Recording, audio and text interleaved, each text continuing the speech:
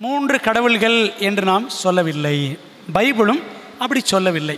பாருங்களேன், உதாரணமாக ஆண்டவர் இயேசு கிறிஸ்து இந்த பூமியை விட்டு அவர் பரமேறக்கூடிய சமயத்தில் 2000 வருஷத்துக்கு முன்னாடி அவர் என்ன சொன்னார்? சீஷர்களை பார்த்து, நீங்கள் புறப்பட்டு போய் சகல ஜாதிகளையும் சீஷராக்கி பிதா, குமாரன், பரிசுத்தாவியின் நாமத்தினாலே, in the name of the Father, Son and the Holi Spirit. ஆண்டவர் பிதா, குமாரன், பரிசுத்தாவியின் நாமங்களினாலே அப்படின்னு ப்ளூரலில் பன்மையில் சொல்லலை, நாமத்தினாலே. ஆகவே பிதா, குமாரன், பரிசுத்தாவி ஆகியோரை சிங்குலர்லேயே, ஒருமையிலேயே கிறிஸ்துவானவர் அழகாக சொன்னார். என்ன அர்த்தம்னா, அவர்கள் மூவரும் ஒன்றாய் இருக்கிறார்கள். பரிசுத்தாவி பற்றி அநேக குழப்பங்கள் உண்டு அப்படின்னு ஏற்கனவே உங்களுக்கு நான் சொல்லியிருக்கிறேன். அந்த குழப்பங்களில் ஒரு சில குழப்பங்கள் என்னென்ன அப்படின்னு பார்த்துட்டு நம்ம என்ன செய்ய போகிறோம்? பாடத்தை படிக்க போகிறோம். ஒரு சின்ன ஜெபம் பண்ணுமா? ஜெபம் பண்ணி நம்ம ஆரம்பிப்போம். நல்ல தகப்பனே, இந்த வேளையில் கர்த்தராகிய இயேசு கிறிஸ்துவின் நாமத்தினால் உம்முடைய பாதத்தில் அமர்ந்திருந்து உம்முடைய ஆவியானவர் ஒத்தாசையோடு ஆவியானவர் குறித்து நாங்கள் கற்றுக்கொள்ள வந்திருக்கிறோம். இந்த நேரத்தில் ஆன்லைனில் இணைந்திருக்கிற பிள்ளைகள், ஆலயத்தில் காத்திருக்கிற பிள்ளைகள் எல்லாரையும் ஆண்டவர் தொடுங்க. உம்முடைய வசனம் எங்கள் கால்களுக்கு தீபமும் எங்கள் பாதைக்கு வெளிச்சமாக இருக்கிறது என்று ஆண்டவர் சொல்லியிருக்கிறீர். அந்த வசன வெளிச்சத்தில் ஆவியானவர் குறித்து இந்த நாளில் நாங்கள் கற்றுக்கொள்ள அதே ஆவியானவர் எங்களுக்கு உதவி செய்யும்படியாய் ஒப்பு கொடுத்து வேண்டுகிறோம். ஜெபத்தை ஏற்றுக்கொள்ளும் ஆசீர்வதியும் இயேசுவின் நாமத்தில் ஜெபிக்கிறோம் நல்ல பிதாவே, ஆமென். லாக்டவுன் டைமில் நிறைய ஆன்லைன் கூட்டங்கள் நடத்தினோம் சென்ட்ரல் சர்ச் மூலமாக. அதில் ஆவியானவர் குறித்த ஹோலி ஸ்பிரிட் சீக்ரெட்ஸ், பரிசுத்தாவி ரகசியங்கள் அப்படின்னு சொல்லிட்டு 25 பிரசங்கங்கள் பண்ணினேன். உங்களுக்கு கலந்து கொண்டவங்களுக்கு தெரியும். ஆவியானவர் குறித்து 25 செய்திகள் கொடுத்தேன்.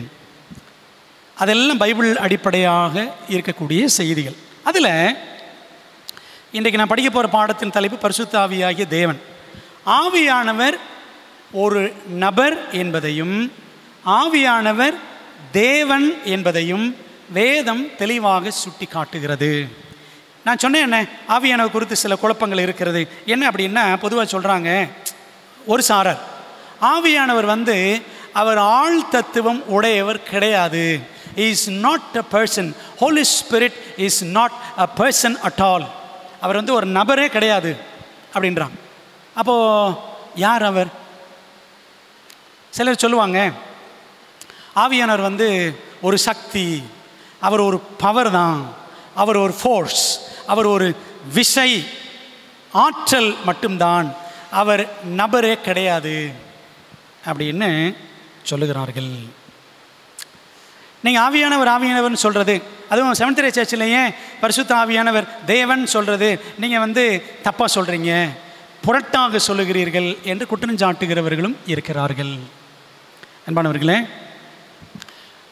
இந்த எல்லா காரியங்களுக்கும் பதில் வேதாகமத்தில் ரொம்ப அழகாக இருக்கிறது. இன்றைக்கி நம்ம இந்த தலைப்பை 2 விதமாக பார்க்கலாம். எப்படி பார்க்கலாம்னா, the personality of the Holi spirit, ஆவியானவருடைய ஆள் தத்துவம் அப்படின்னு பார்க்கலாம். இன்னொன்று ஆவியானவரின் தெய்வத்துவம், the deity or the divinity of the Holi Spirit அப்படின்னு பார்க்கலாம். இப்படி 2 தலைப்புகள் இருக்கிறது. அதனால் இன்றைக்கி நம்ம என்ன பார்க்க போகிறோம் அப்படின்னா, ஆவியானவருடைய தெய்வத்துவம் பற்றி நாம் படிக்கணும்.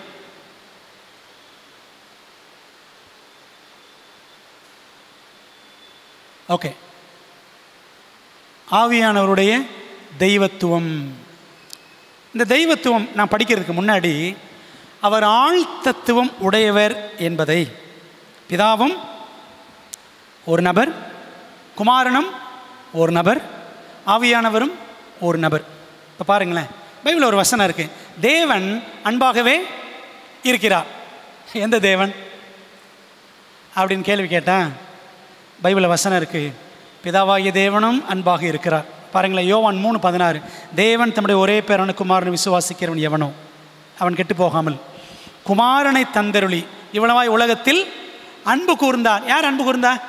பிதாவாகிய தேவன் அன்பு கூர்ந்தார். சரி, அடுத்து ஆண்டவர் இயேசு கிறிஸ்து குமாரனாகிய தேவன் அன்பு கூர்ந்தாரா அப்படின்னா அவரும் அன்பு உடையவர். பாருங்களேன், ஒரு வசனம் படிப்போம். 2 கொரிந்தியரில் 5வது அதிகாரம், 2 கொரிந்தியர் 5வது அதிகாரம் வசனம் 14. கிறிஸ்துவனுடைய அன்பு எங்களை நெருக்கி ஏவுகிறது. யாருடைய அன்பு? கிறிஸ்துவின் அன்பு. ஆகவே கிறிஸ்துவும் அன்புள்ள தேவன். சரி, ஆவியானவர் அன்புடையவரா அப்படின்னா ஆவியானவரும் அன்புடையவர் தான். பாருங்க, ரோமர் 15வது அதிகாரம், ரோமர் 15 வசனம் 32. நீங்கள் தேவனை நோக்கி செய்யும் ஜெபங்களில் நான் போராடுவது போல நீங்களும் என்னோடு கூட போராட வேண்டும் என்று நம்முடைய கர்த்தராகிய இயேசு கிறிஸ்துவின் நிமித்தமும் ஆவியானவருடைய அன்பின் நிமித்தமும் உங்களை வேண்டிக் கொள்ளுகிறேன். அப்போ பாருங்களேன், தேவன் அன்பாகவே இருக்கிறார் என்றால் என்ன அர்த்தம்? பிதாவாகிய தேவனும் அன்பாக இருக்கிறார், குமாரனாகிய தேவன் அன்பாக இருக்கிறார், ஆவியானவராகிய தேவனும் அன்பாக இருக்கிறார்.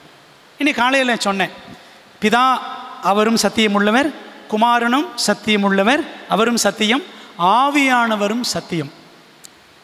பிதாவாகிய தேவன் அன்புள்ள சத்தியம் உள்ளவர் என்பதை பாருங்களேன். 1 யோவான் 5ஆம் அதிகாரம் 20ஆம் வசனம். 1 யோவான் 5ஆம் அதிகாரம் 20ஆம் வசனத்தை படிச்சிங்கன்னா, அன்றியும் நாம் சத்தியம் உள்ளவரை அறிந்து கொள்வதற்கு தேவனுடைய குமாரன் வந்து நமக்கு புத்தியை தந்திருக்கிறார் என்றும் அறிவோம். கவனிச்சிங்களா? நாம் சத்தியம் உள்ளவரை அறிந்து கொள்வதற்கு, யாரு? பிதாவை, சத்தியம் உள்ளவராகிய பிதாவை அறிந்து கொள்வதற்கு தேவனுடைய, அதாவது பிதாவாகிய தேவனுடைய குமாரன் வந்து நமக்கு புத்தியை தந்திருக்கிறார். அப்போ தேவன் அன்பானவர் அப்படின்றத நமக்கு காமிச்சதே யார் தான்? விளங்க பண்ணினவரே யார் தான்? கிறிஸ்து தான். இப்போ பாருங்களேன், பிதா என்னும் சத்தியம் உள்ளவரை குமாரன் வந்து நமக்கு காண்பித்தார். சரி, குமாரன் சத்தியம் உள்ளவரா அப்படின்னா இயேசுவே சொன்னார் யோவான் 14:6 நானே வழியும் சத்தியமும். ஆவியானவர் சத்தியம் உள்ளவரா அப்படின்னா ஆவியானவர் சத்தியம் உள்ளவர் தான். இதே 1 யோவான் 5ஆம் அதிகாரம் 6ஆம் வசனம் பாருங்க. 6ஆம் வசனம், இயேசு கிறிஸ்துவாகிய இவரே ஜலத்தினாலும் இரத்தத்தினாலும் வந்தவர், ஜலத்தினாலே மாத்திரமல்ல ஜலத்தினாலும் இரத்தத்தினாலும் வந்தவர், ஆவியானவர் சத்தியம் ஆகையால். ஆவியானவரே சாட்சி கொடுக்கிறவர். பார்த்தீங்களா? அப்போ பிதாவும் சத்தியம், குமாரனும் சத்தியம், ஆவியானவரும் சத்தியம். பிதாவும் அன்பானவர், குமாரனும் அன்பானவர், ஆவியானவரும் அன்பானவர். பைபிள் தெளிவாக சொல்லுது. இந்த 3 பேருமே தனித்தனி ஆழ்தத்துவம் உடையவர்கள். நிறைய சபைகளில் பிதா தான் இயேசுவா வந்தார், இயேசு தான் அப்புறம் ஆவியானவர் வந்தார். ஆகவே திரு ஏகத்துவம், 3 பேரும் ஒருத்தர் தான் அப்படின்னு சொல்லுவாங்க. திரு ஏகத்துவம், திரு ஏகத்துவம் என்று பைபிள் சொல்லவில்லை. திரு ஏகத்துவம் என்ன? பிதா தான் ஜீசஸாக வந்தார், ஜீசஸ் தான் ஆவியானவர் வந்தார். அப்படியா? அப்படி கிடையாது.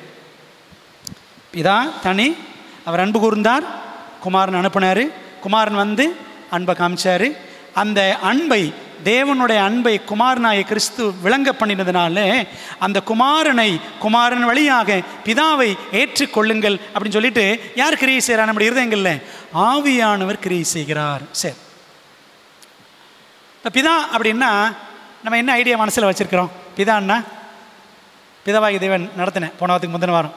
அவர் வந்து ரொம்ப வயசானவராக இருப்பார், முடியெல்லாம் வெள்ளையாக இருக்கும் அப்படின்னு நமக்கு ஒரு ஐடியா இருக்குது. ஆனால் அவர் அப்படி இருக்க மாட்டார். சரிங்களா? பிதான்னா ரொம்ப வயசான தோற்றம் உடையவர் அப்படின்னு அர்த்தம் கிடையாது. பைபிள் சொல்லுது பிதாவை ஒருவனும் ஒரு காலம் கண்டதில்லை. அவர் எப்படி, அவர் தோற்றம் எப்படி இருக்குன்னு நமக்கு தெரியாது. But is a person. ஆனால் ஆவியான பிதாவாகிய தேவன் ஒரு நபர். சரி, குமாரன்னா எப்படி இருப்பார்? அவர் இளமையான தோற்றம் உடையவர். 33 வயசு தான், ரொம்ப இளமையாக இருப்பார், ரொம்ப அழகாக இருப்பார். அவர் முடி எப்படி இருக்கும்? ஒரு நசரேயன், முடி வெட்டாமல் ஒரு நீளமாக முடி வச்சுருப்பார், ஆனால் வெள்ளையெல்லாம் இருக்காது. அப்படி நமக்கு ஒரு மென்டல் பிக்சர் இருக்குது. அப்படி தானே ஒரு மனப்படம் வைத்திருக்கிறோம். சரி, ஆவியானவர்னா என்ன படம் இருக்குது நம்ம வச்சுருக்கிறோம்? சொல்லுங்கள். புறா. Very good. ஆவியானவர்னா புறா. ஆவியானவரை சித்தரிக்கிற 7 kinds of pictures, 7 வித்தியாசமான வார்த்தை படங்கள் பைபிளில் இருக்கிறது. பார்த்தீங்களா? ஒன்று என்ன சொன்னீங்க? புறான்னு சொன்னீங்க. இன்னொன்று அக்கினி அப்படின்னு இருக்கு, அக்கினிமயமான நாவுகள் ஆவியானவர் அப்படின்னு இருக்கு. இன்னொன்று காற்று, அப்படின்னு இருக்குது. சரிங்களா? யோவான் 3:8. இன்னொன்று என்ன இருக்குன்னு பார்த்தீங்கன்னா வெள்ளம். சரிங்களா? ஏசாயா 44:3 படிச்சிங்கன்னா தாகமுள்ளவன் மேல் தண்ணீரையும் வறண்ட நிலத்தின் மேல் ஆறுகளையும். ஆறுகள் இருக்குல்ல, இங்கிலீஷில் பாருங்கள் ஃப்ளட்ஸ் அப்படின்னு இருக்கும், வெள்ளங்கள் இருக்கும். ஆகவே தண்ணீர் என்றாலும் வெள்ளம் என்றாலும் யாரை குறிக்கும்? ஆவியானவர் குறிக்கும்.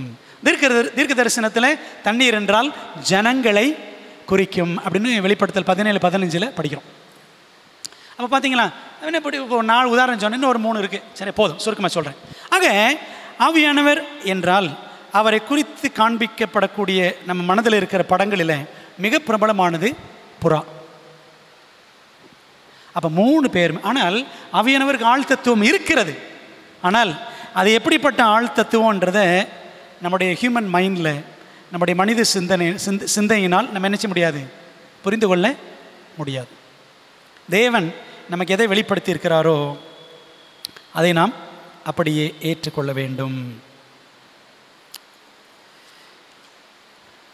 3ஆம் நூற்றாண்டு முதலே, கிபி 3ஆம் நூற்றாண்டில் இருந்தே இந்த 3ஆம் நபராகிய பரிசுத்தாவியானவருக்கு எதிராக நிறைய புரட்டுகள், அதாவது தவறான கருத்துக்கள் பழக்கத்தில் இருந்து வந்திருக்கின்றன. ஒரு சில உதாரணங்கள் மட்டும் நான் சொல்கிறேன். கிபி 3ஆம் நூற்றாண்டில் துருக்கியில், டர்க்கியில் ஒரு நபர் இருந்தார், பால் என்ற ஒரு நபர். இவர் அந்தியோகியாவின் பேராயர், பிஷப் ஆஃப் ஆன்டியாக். இவர் பரிசுத்த ஆவியானவருடைய ஆழ் தத்துவத்தை மறுதலித்தவர். சரிங்களா? என்ன சொன்னார்னா, பரிசுத்த ஆவி என்பது தேவனிடத்திலிருந்து புறப்பட்டு மனிதனின் மீது செயல்படுகிற செல்வாக்கு. Holy Spirit is just an influence. அவர் ஒரு செல்வாக்கு தான். மேலும் சொன்னாராம், இஸ் அ டிவைன் பவர், தெய்வீக ஆற்றல் அல்லது சக்தி தான் அவர். எப்படி சிலர் சொல்லுவாங்கள்ல, கடவுள்லாம் நம்பலைங்க, ஏதோ ஒரு சக்தி இருக்குது அப்படின்னு நிறைய பேர் சொல்லுவாங்கள்ல.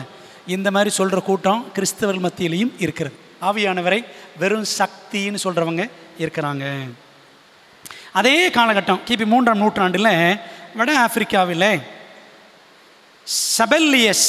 சபெல்லியஸ் என்று ஒரு தியாலஜியன், இறையியல் வல்லுநர் இருந்தார்.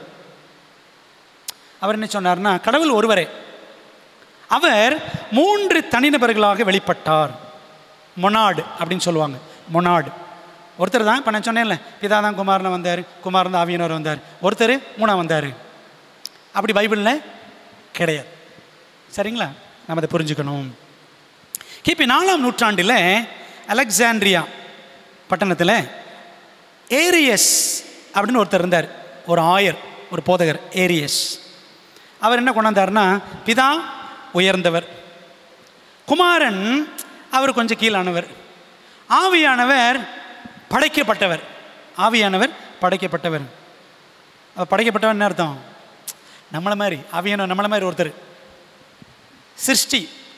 Is just, Holy Spirit is just a creature. அவர் ஒரு படைக்கப்பட்டவர். அப்போது என்ன அர்த்தம்? அப்போ அவர் தெய்வீகமானவர் கிடையாது அப்படின்னு சொன்னார். சரிங்களா? புரியுதுங்களா? இந்த மாதிரி குழப்பங்கள் இன்றைக்கி நிறைய, இன்றைக்கும் நம்ம மத்தியிலேயே, கிறிஸ்தவர்கள் மத்தியில், ஏன் நம்ம சபையாரே இப்படி குழப்ப விடுற கூட்டம், ஒரு கூட்டம் இன்றைக்கி இருக்குது. அன்பானவர்களே, இப்போ நான் சொல்கிறது அவங்க கேட்டுக்கிட்டு கூட இருப்பாங்க. ஓகே. கிபி 16ஆம் நூற்றாண்டில் இத்தாலிய தியாலஜியன், இத்தாலிய இறையியலாளர் லேலியஸ் சொசீனஸ் என்பவர் மற்றும் அவருடைய உறவினர் ஃபாஸ்டஸ் சொசீனஸ், இந்த 2 பேர் என்ன சொன்னாங்கன்னா, பரிசுத்த ஆவி வெறுமனே ஒரு செல்வாக்கு தான், சக்தி தான் என்ற கொள்கைக்கு மறுபடியும் உயிரூட்டினார்கள். 3ஆம் நூற்றாண்டில் இருந்த கொள்கையை 16ஆம் நூற்றாண்டில் திரும்ப என்ன செய்கிறாங்க? ரிவைவ் பண்ணி விடுறாங்க. சரிங்களா? அப்புறம் 19ஆம் நூற்றாண்டில், நம்முடைய அட்வென்டிஸ்ட் திருச்சபை ஆரம்பிக்கப்பட்ட காலகட்டத்தில், 19ஆம் நூற்றாண்டில் ஆரம்பகால அட்வென்டிஸ்ட் முன்னோடிகளில் சிலரும் ஆவியானவரை ஒரு நபரை விட குறைவாகவே கருதினார்கள். சரிங்களா? ஆவியானவரையும் ஒரு நபரை விட குறைவாகவே கருதினார்கள். அதில் உதாரணமாக யாருன்னா, ஜெனரல் கான்ஃபரன்ஸில் இருந்த முதல் காரியதரிசி உரையா ஸ்மித் என்பவர் ஆவியானவரை தெய்வீக செல்வாக்கு, டிவைன் இன்ஃப்ளூயன்ஸ் என்றும், பிதா குமாரன் போல ஆழ்த்தத்துவம் உடையவர் கிடையாது. பிதாவுக்கு ஆழ்த்தத்துவம் இருக்குது, குமாரனுக்கு ஆழ்த்தத்துவம் இருக்குது, ஆவியானவருக்கு கிடையாது என்று அவர் சொன்னார். அதே மாதிரி தான் இன்றைக்கி நிறைய பேர் சொல்லிட்டு இருக்கிறாங்க. மாறாக அவர்களிடமிருந்து, பிதா குமாரனிடமிருந்து புறப்பட்டு மர்மமாக செயல்படுகிற தெய்வீக எழுச்சி அல்லது ஊடகம், the divine impulse and medium அப்படின்னு ஒரு நம்பிக்கை வச்சிருந்தார் உரையா ஸ்மித். ஆனால் இப்படி சொல்லப்பட்ட கருத்துக்கள் எல்லாமே வேதத்துக்கு ஒவ்வாத கருத்துக்கள். சரிங்களா? ஒரு நபர் அப்படின்னா ஆள் தத்துவம். இப்போ நம்மளாம் வி ஆர் பர்சன்ஸ், அப்படி தானே? நம்மளாம் நபர், உயிரோடு இருக்கிற நபர். அப்போ ஒரு நபர், உயிருள்ள நபருக்குன்னா என்னென்ன குணாதிசயங்கள் இருக்கும்? என்னென்ன இருக்குன்னு பார்த்தீங்கன்னா, சித்தம் இருக்கும்ல, வில் இருக்கும். ரெண்டாவது அறிவுத்திறன், இன்டெலிஜென்ஸ் இருக்கும்ல, இருக்கு, அதான் உட்காந்து படிச்சுட்டு இருக்கணும். மூணாவது வல்லமை, பவர் இருக்கும்ல. பவர்னால் நமக்குன்னு எடுத்து செயல்படக்கூடிய ஃபிசிக்கல் பவர், மென்டல் பவர் எல்லாமே உண்டு. சரி, அதே போல் கெப்பாசிட்டி ஃபார் லவ், நம்ம ஒருத்தர் நேசிக்கிற திறன் இருக்கா? இருக்கு. சரிங்களா? ஒரு நபர்னா இந்த நாளும் இருக்கணும். அப்போ கேள்வி, பிதாவுக்கு இதெல்லாம் இருக்கா? இருக்கு. நம்மிடத்தில் அன்பு கூறுகிறார். குமாரனுக்கு இந்த 4 அம்சங்கள் இருக்கா? இருக்கு. எல்லாத்திட்டும் அன்பு கூர்ந்தார். அவர் நமக்காக அந்த அன்பின் நிமித்தம் உயிரையும் கொடுத்தாரு. அவருக்கு வல்லமை, அறிவுத்திறன், சித்தம் எல்லாமே குமாரனுக்கும் உண்டு. சரி, அப்போ ஆவியானவருக்கு இருக்கா அப்படின்னா, அவர் நபர் என்றால் அவருக்கும் கண்டிப்பாக இருக்க வேண்டும், இருக்கத்தான் செய்கிறது. இவை அனைத்தும், நான் சொன்ன இந்த 4 காரியங்களும், இவை அனைத்திற்கும் மேலான ஆழ் தத்துவ அம்சங்களும் ஆவியானவரிடம் இருக்கிறது. 19 காரியங்கள் நான் குயிக்காக சொல்கிறேன். சரிங்களா? 19 காரியங்களை வசனத்தில் எடுத்து வாசிக்க வேண்டாம், பாயிண்ட்டை மட்டும் சொல்கிறேன். உங்களுக்கு வேணா நோட்ஸ் நான் PDF அனுப்புகிறேன். ஆவியானவருக்கு சித்தம் இருக்கிறதான்னா, ஆழ் தத்துவத்தில் மிகவும் விசேஷமான பண்புக்கூறு சித்தம். 1 கொரிந்தியர் 12:11 ஆவியானவருக்கு சித்தம் உண்டுன்னு படிக்கிறோம். இது ஆவியானவரின் ஆழ் தத்துவத்துக்கு மிகவும் பலத்த சான்று. சரிங்களா? அந்த வசனத்தை படிக்கிறேன். 1 கொரிந்தியர் 12:11 பாருங்க. எப்படி எனில், ஓகே, இவைகள் எல்லாம் அந்த ஒரே ஆவியானவர் நடப்பித்து தமது சித்தத்தின்படியே அவனவனுக்கு பகிர்ந்து கொடுக்கிறார். ஆவியானவர் என்ன செய்கிறாரா? வரங்களை தமது சித்தப்படியே பகிர்ந்து கொடுக்கிறார். ஆவியானவருக்கு சித்தம் இருக்கா? இருக்கு. ரெண்டாவது, அறிவுத்திறன் இருக்கா அப்படின்னா, இன்டெலிஜென்ஸ் ஆர் நாலேஜ். 1 கொரிந்தியர் 2:10-11 இந்த 4 பாயிண்ட்டுக்கு மட்டும் வசனங்களை பார்க்கலாம். சரிங்களா? 1 கொரிந்தியரில் 2:10-11 பாருங்களேன். 10-11. நமக்கோ தேவன் அவைகளை தமது ஆவியினாலே வெளிப்படுத்தினார். அந்த ஆவியானவர் எல்லாவற்றையும், தேவனுடைய ஆழங்களையும் ஆராய்ந்திருக்கிறார். அப்போ ஆராய்ந்திருக்கிறார்னா அவருக்கு என்ன இருக்கும்? ஆராய்ந்திருக்கிறவருக்கு அந்த அறிவு இருக்கும். அறிவு இருந்தால் தானே ஆராய முடியும் ஒரு நபருக்கு. பாருங்களேன் 11. மனுஷனில் உள்ள ஆவியை அன்றி மனுஷரில் எவன் மனுஷருக்குரியவைகளை அறிவான்? அப்படி போல தேவனுடைய ஆவியே அன்றி ஒருவனும் தேவனுக்குரியவைகளை அறிய மாட்டான். பார்த்தீங்களா? அப்போ ஆவியானவர் துணை இல்லாமல் நம்ம ஆவிக்குரியவைகளை அறிய முடியாது. அப்போது ஆவியானவருக்கு என்ன இருக்கிறது? அந்த இன்டெலிஜென்ஸ், அறிவுத்திறன் இருக்கிறது. சரி, 3. ஆவியானவருக்கு பலன் இருக்கிறதா? பவர். பாருங்களேன், அப்போஸ்தலர் 1:8 பரிசுத்தாவி உங்களிடத்தில் வரும்பொழுது நீங்கள் பலன் அடைந்து. சரிங்களா? அப்போ ஆவியானவர் நமக்குள்ளே வரும்பொழுது அவர் நமக்குள்ளே, ஆவியானவர் நமக்குள்ளே வாசம் பண்ணக்கூடிய தன்மை உடையவர். அப்படிப்பட்ட ஆழ் தத்துவம் உடைய நபர் ஆவியானவர். இதை நம்மளால் புரிஞ்சுக்க முடியாது. சரிங்களா? ஓகே. அப்போ அவருக்கு பவர், பலன், பரிசுத்த ஆவியானவர் பலன் உள்ளவராக, பலன் அளிப்பவராக வெளிப்படுகிறார், செயல்படுகிறார். ஒரு சக்திக்கோ செல்வாக்கிற்கோ என்ன இருக்காது? இந்த புரிதிறன் இருக்காது, அல்லது இந்த பலன் இருக்காது. சரிங்களா? சரி, 4. அன்பு கூறுதல், லவ், கெப்பாசிட்டி ஃபார் லவ். ஆவியானவருக்கு இருக்கான் அப்படின்னா ஒரு வசனம் ஏற்கனவே படிச்சுட்டோம். ஆவியானவர் அன்பின் நிமித்தம் படித்தோம்ல. இன்னொரு வசனம் கூட பாருங்கள், ரோமர் 5:5 ரொம்ப அழகான வசனம். ரோமர் 5:5 ஆவியானவர் என்ன செய்கிறாரு அப்படின்னா அவருடைய பிள்ளைகள் இடத்துல என்ன செய்கிறார்? மேலும் நமக்கு அருளப்பட்ட பரிசுத்த ஆவியினாலே தேவ அன்பு நம்முடைய இருதயங்களில் ஊற்றப்பட்டிருக்கிறபடியால், சரிங்களா? தேவனுடைய அன்பை நம்ம உள்ளத்தில் புரிய வைக்கிறவர் யாரா? ஆவியானவர். ஆவியானவர், சரிங்களா? தேவ அன்பை நம்ம உள்ளத்தில் ஊற்றுகிறார். அவர் வெறும் சக்தி அல்ல, ஒரு நபர் தான் இன்னொரு நபரை அன்பு கூற முடியும். சரிதானே? Only a person can love another person. சரிங்களா?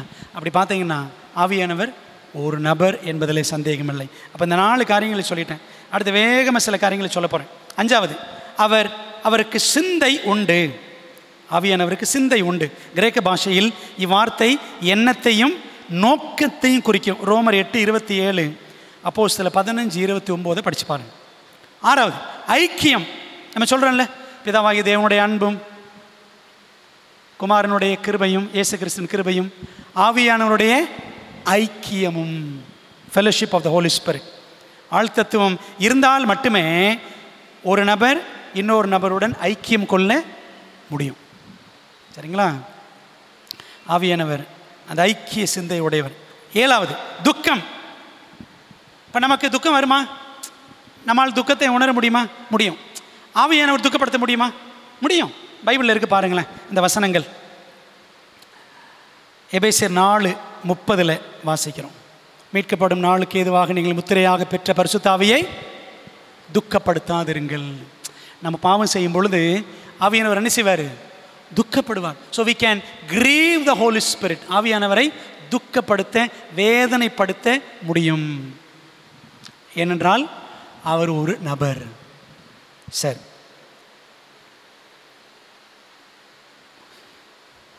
எட்டாவது, ஆவியானவரை நிந்திக்க முடியும். Can we insult the Holi spirit? ஆமாம்.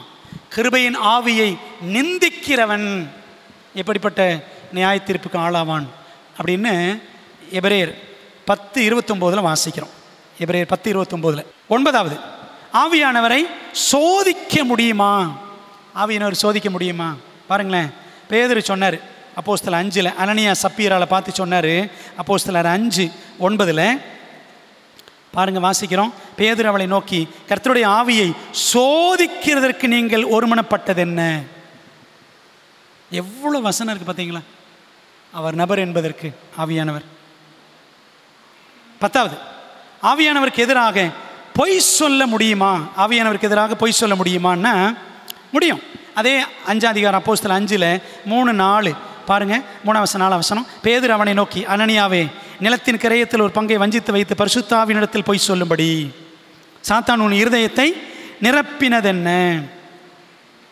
பாருங்களேன், சாத்தான கூட ஒரு நபர் நம்புறவங்க கவனிக்கிறீங்களா?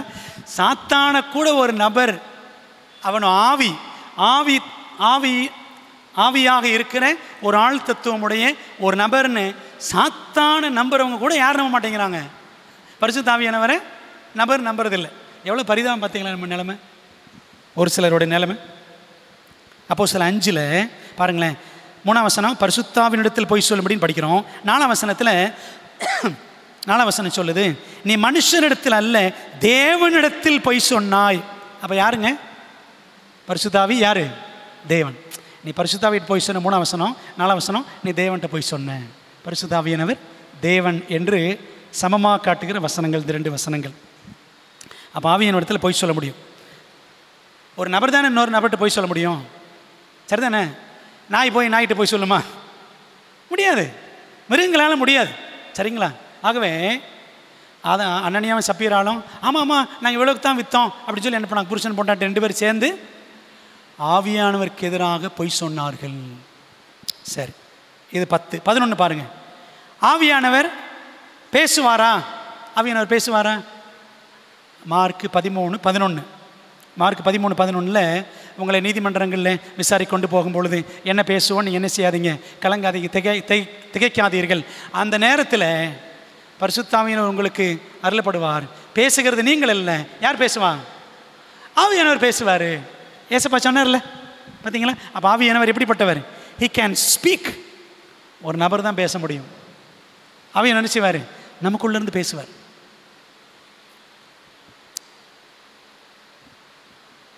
பேதுரு பிரசங்கம் பண்ணார், வெறும் மீன் பிடிக்கிறவர் தான். பேதுரு படிக்காதவன் பைபிளில் சொல்லுது. அப்போஸ்தலர் 4ஆம் அதிகாரம் 13ஆம் வசனம் படித்து பாருங்கள். அந்த பேதுரு யோவானை பார்த்துட்டு இவர்கள் படிப்பறியாதவர்கள் என்றும் பேதமை உள்ளவர்கள் என்றும் கண்டு ஆச்சரியப்பட்டாங்களாம் பிரதான ஆசாரியர், அந்த யூத தலைவர்கள்லாம். இவங்கெல்லாம் படிக்காதவங்க, மீன் பிடிச்சிக்கிட்டு இருந்தவங்க இந்த பேதுரு யோவான்லாம். பேதுரு பிரசங்கம் பண்ணார், 3000 பேர் ஆண்டவரை ஏற்றுக்கிட்டாங்க, இயேசு கிறிஸ்துவை. யார் பேசுனா? ஆவியானவர் பேசினார், அவ்வளோதான். பேதுரு ஒன்றும் பிஹெச்டி முடிச்சுட்டு அவங்க வந்து பேசலை. அவர் ஒரு வேளை பிஹெச்டி முடிச்சு வந்திருந்தா கூட ஒருத்தர் 2 பேர் தான் ஆண்டவரை ஏற்றிருப்பாங்க. ஆனால் ஆவியானவர் பேசுனதுனால 3000 பேர் ஏற்றுக்கொண்டார்கள். 3000 பேர் யூதர்கள்னு சொல்லலாம். ஏன்னா வந்திருந்தவங்களாம் யார் தான்? யூதர்கள். ஏன்னா யூதர்கள் தான் இயேசு கிறிஸ்து என்ன பண்ணாங்க? மேசியா இல்லைன்னு நிராகரித்தார்கள். ஆகவே அந்த யூதர்களுக்கு சுவிசேஷம் போகணும்னு சொல்லிட்டு தான் அந்த இடத்துல ஆவியானவர் பலமாக இறங்கி பேதுருவின் வழியாக பேசினார். So Holy Spirit can speak because he is a divine person. அவர் தெய்வீக ஆழ்த்தத்துவம் உடையவர். அடுத்து 12, ஆவியானவர் போதிக்கிறார். Holy Spirit can teach. ஆவியானவரால் போதிக்க முடியுமா? முடியும். யோவான் 16:13 ஏசப்பா சொன்னார், அந்த ஆவியானவர் வரும்பொழுது நீதியை குறித்தும் நியாயத்தை குறித்தும் நியாய தீர்ப்பை குறித்தும் கண்டித்து உணர்த்துவார். சரிங்களா?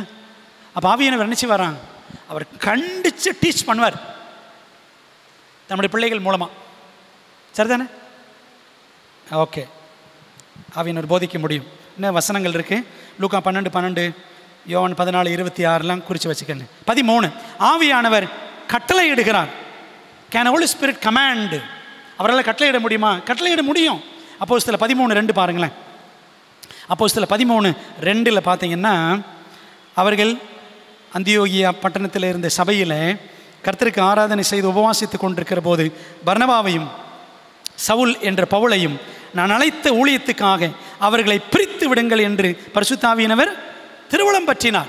ஆவியானவர் பேசினாராம். பால் அண்ட் பர்னபா 2 பேரும் பிரிச்சுங்க இப்போ ஊழியத்துக்கு. ஆவியானவர் பேசினார். தி கமாண்டட். ஆவியானவர் கட்டளை கொடுத்தார் அப்படின்னு படிக்கிறோம். சரிங்களா? ஒரு நபர் தானே கட்டளை கொடுக்க முடியும். ஆவியானவர் கட்டளை கொடுத்தார். அப்புறம் 14 பாருங்க. ஆவியானவர் பரிந்து பேசுகிறார். ஆவியானவர் பரிந்து பேசுகிறாரா? வாக்கு கடங்காத பெருமூச்சுகளோடு அவர் பரிந்து பேசுகிறார்னு சொல்லிட்டு ரோமர் 8:26-27 வாசிக்கிறோம். சரிங்களா? பரலோகத்தில் நமக்கு பரிந்து பேசுகிறவர் யார்? இயேசு கிறிஸ்து. மேலே advocate in heaven Jesus. Advocate in heart. நம்ம இருதயத்தில் பரிந்து பேசுகிற அந்த அட்வொகேட் யாருங்க? ஆவியானவர். சரிங்களா? அப்போ உங்களுக்கு எனக்கும் 2 அட்வொகேட். மேலே ஒரு அட்வொகேட் இருக்கிறார், இயேசு கிறிஸ்து. இங்கே ஒரு அட்வொகேட் இருக்கிறாரு, யார்? ஆவியானவர். சரிங்களா? இந்த அட்வொகேட் என்ற வார்த்தை பைபிளில் இருக்குது. அதனால தான் நான் சொல்கிறேன், எல்லா வசனத்துக்கு நான் போகல. சரி. 15, ஆவியானவர் தேற்றுகிறாரா? அவருக்கு பேரே என்னதான்? தேற்றரவாளன், அனதர் கம்ஃபர்டர் அப்படின்னு ஜீசஸ் சொன்னார். யோவான் 14:16 அனதர் கம்ஃபர்டர். நான் போகிறேன், நான் போனால் யார் வருவா? தேற்றரவாளன் வருவார், நான் போகாட்டி வரமாட்டார் அப்படின்னு சொன்னார். ஆனால் உங்களுக்கு ஒன்று தெரியுமா? ஜீசஸுக்கு அப்புறம் வந்த தேற்றரவாளன் யாருன்னு முஸ்லீம்கள் யார் சொல்கிறாங்க தெரியுமா? முகமது நபின்னு சொல்கிறாங்க. நம்ம பைபிளில் ஆவியானவர்னு படிக்கிறோம். இயேசு கிறிஸ்துக்கு அடுத்து ஆவியானவர். முஸ்லீம்கள் சொல்கிறாங்க ஜீசஸுக்கு அப்புறம் ஈசா நபி. ஜீசஸ் தான் ஈசா நபி. ஈசா நபிக்கு அப்புறம் யாராம்? தேற்றரவாளன் முகமது நபியாம். அவருக்கு 13 பொண்டாட்டி. அவருக்கு 13 பொண்டாட்டி. அவர் தேற்றரவாளன். பார்த்தீங்களா எப்படி சாத்தான் வேலை செய்கிறான்னு? சரி பெரியமானவர்களே, அப்போ ஆவியானவர் அவர் என்ன செய்கிறாரு? தேற்றுகிறவர், தேற்றரவாளன். மனுஷன்தான் இன்னொரு மனுஷனை தேற்ற முடியும். தேற்றுவாங்கல்ல, அழாதீங்க, கவலைப்படாதீங்க, நான் கூட இருக்கிறேன், நான் பார்த்துக்கிறேன் அப்படின்னு சொல்லுவான்ல. அது ஆவியானவர் நம்ம கண்களுக்கு மறைவாக இருந்து நம்மோடு வாசம் பண்ணி அவர் செய்கிறார். அவர் என்றென்றைக்கும் உங்களுடனே கூட இருக்கும்படின்னு ஜீசஸ் சொன்னார். ஆவியானவர் ஏன் கொடுத்தாராம்? என்றென்றைக்கும் உங்களோடு இருக்கும்படி. யோவான் 14:16 படிச்சு பாருங்க, உங்களுக்கு தெரியும். யோவான் 14, 15, 16 இந்த 3 அதிகாரங்கள் படிச்சிங்கன்னா பிதா குமாரன் பரிசுத்தாவியை பற்றி ரொம்ப அழகாக இருக்கும், ரொம்ப அருமையாக இருக்கும். சரி, 16 ஆவியானவர் சாட்சி இடுகிறார். ஆவியானவர் சாட்சி சொல்லுகிறவரா, சாட்சி இடுகிறவரா? He witnesses. ரோமர் 8:16 பாருங்களேன். ரோமர் 8:16 நாம் தேவனுடைய பிள்ளைகளாக இருக்கிறோம் என்று ஆவியானவர் தாமே நம்முடைய ஆவியுடனே கூட சாட்சி கொடுக்கிறார் சொல்லுவார்ல. நீ ஒரு ஆண்டோட பிள்ளை, நீ இப்படிலாம் செய்யலாமா? நீ போய் சொல்லலாமா? நீ இப்படி அடுத்தவங்களை பற்றி குறை பேசலாமா? நீ விடிய காலம் எந்திரிக்கணும்ல, நீ இப்படி தூங்கிட்டு கிடக்கிறிய, யார் பேசுவா? ஆவியானவர் நமக்குள்ளே இருந்து சாட்சி கொடுப்பார். சரிங்களா? நம்மளை நிற்க வைப்பார், சத்தியத்துக்காக வைராக்கியம் காட்ட வைப்பார். எப்பா நீ ஓய்வு நாளில் நீ இப்படி செய்யலாமா அப்படின்னு ஆண்டவர் உணர்த்துவார். சரிதானே? ஆவியானவர் சாட்சி இடுவார். Inner witness is the Holi Spirit. நமக்குள்ளே இருக்கிற அந்த சாட்சி யார் தெரியுமா? ஆவியானவர். சரிங்களா? சரி, 17 ஆவியானவர் நடத்துகிறார். அவர் நடத்துவாரா? நம்மை வழிகாட்டுவாரா? நீங்கள் வலதுபுறமாய் சாயும் பொழுதும் இடதுபுறமாய் சாயும் பொழுதும் வழி இதுவே, இதிலே நடுவுங்கள் என்று உங்களுக்கு பின்னாலே சொல்லுகிற சத்தத்தை உங்கள் காதுகள் கேட்கும். ஏசாயா 30:21 still small voice of the Holi spirit. ஆவியானவருடைய அமர்ந்த மெல்லிய சத்தம் நமக்கு ஆண்டவர் கேட்க வைப்பார் இல்லை? சரிங்களா? அப்போ ஆவியானவர் அவர் நம்மை நடத்துகிறவர். ரோமர் 8:14 பாருங்களேன், ரொம்ப அழகான வசனம். ரோமன்ஸ் 8:14 மேலும் எவர்கள் தேவனுடைய ஆவியினாலே நடத்தப்படுகிறார்களோ அவர்கள் தேவனுடைய புத்திரராக இருக்கிறார்கள். நம்ம ஆவியானவர் நடத்துகிறாரா? ஆமாம், அழகாக நடத்துகிறார். சரிங்களா? ஆவியானவர் நம்மை அழகாக நடத்துவார். கொஞ்சம் யோசிச்சு பாருங்களேன், எவ்வளோ மோசமாக இருந்தோம், எவ்வளோ மோசமாக இருந்தோம். ஒருவேளை ஆண்டவர் என்னை சத்தியத்தில் கொண்டு வரலன்னு வச்சுக்கோங்களேன், எனக்கு இந்த பக்கத்தில் இருக்க திருப்பூர் கொண்டு வந்தான், இங்கே இருக்க திருப்பூர் கொண்டு வந்தான். ஒருவேளை ஆண்டவர் ஆவியானவர் மூலமாக சத்தியத்தில் வழி நடத்தலை அப்படின்னா இன்றைக்கி என் கதை வேறு மாதிரி ஆகிருக்கும். இதே மாதிரி தான் ஒவ்வொருத்தருக்கும், அப்படி தானே? அப்போ ஆவியானவர் என்ன செய்கிறாரு? He leads us and he guides us. ஆவியானவர் நம்மை நடத்துகிறார். அப்படி நடத்தப்படுகிறவர்கள், ஆவியினால் நடத்தப்படுகிறவர்கள் தேவனுடைய பிள்ளைகள் அப்படின்னு பைபிள் தெளிவாக சொல்லுது. சரி, 18 பார்த்தீங்களா? ஹோலி ஸ்பிரிட் இஸ் அ பர்சனாலிட்டின்றதுக்கு இந்த வசனம்லாம் சொல்கிறேன். 18வது காரியம், ஆவியானவர் நினைப்பூட்டுகிறார். சத்திய ஆவியானவர் வரும்பொழுது உங்களை சகல சத்தியத்திற்குள் வழி நடத்துவார். அப்புறம் உங்களுக்கெல்லாம் என்ன செய்வார்? நினைப்பூட்டுவார் அப்படின்னு யோவான் 14:26 வாசிக்கிறோம். He reminds us, he can remind us. 19வது குறிப்பு, ஆவியானவர் நியமிக்கிறார். Does the Holi Spirit appoint? ஆவியானவர் நியமிக்கிறாரா? அப்போஸ்தலர் 20:28 பாருங்களேன். 20:28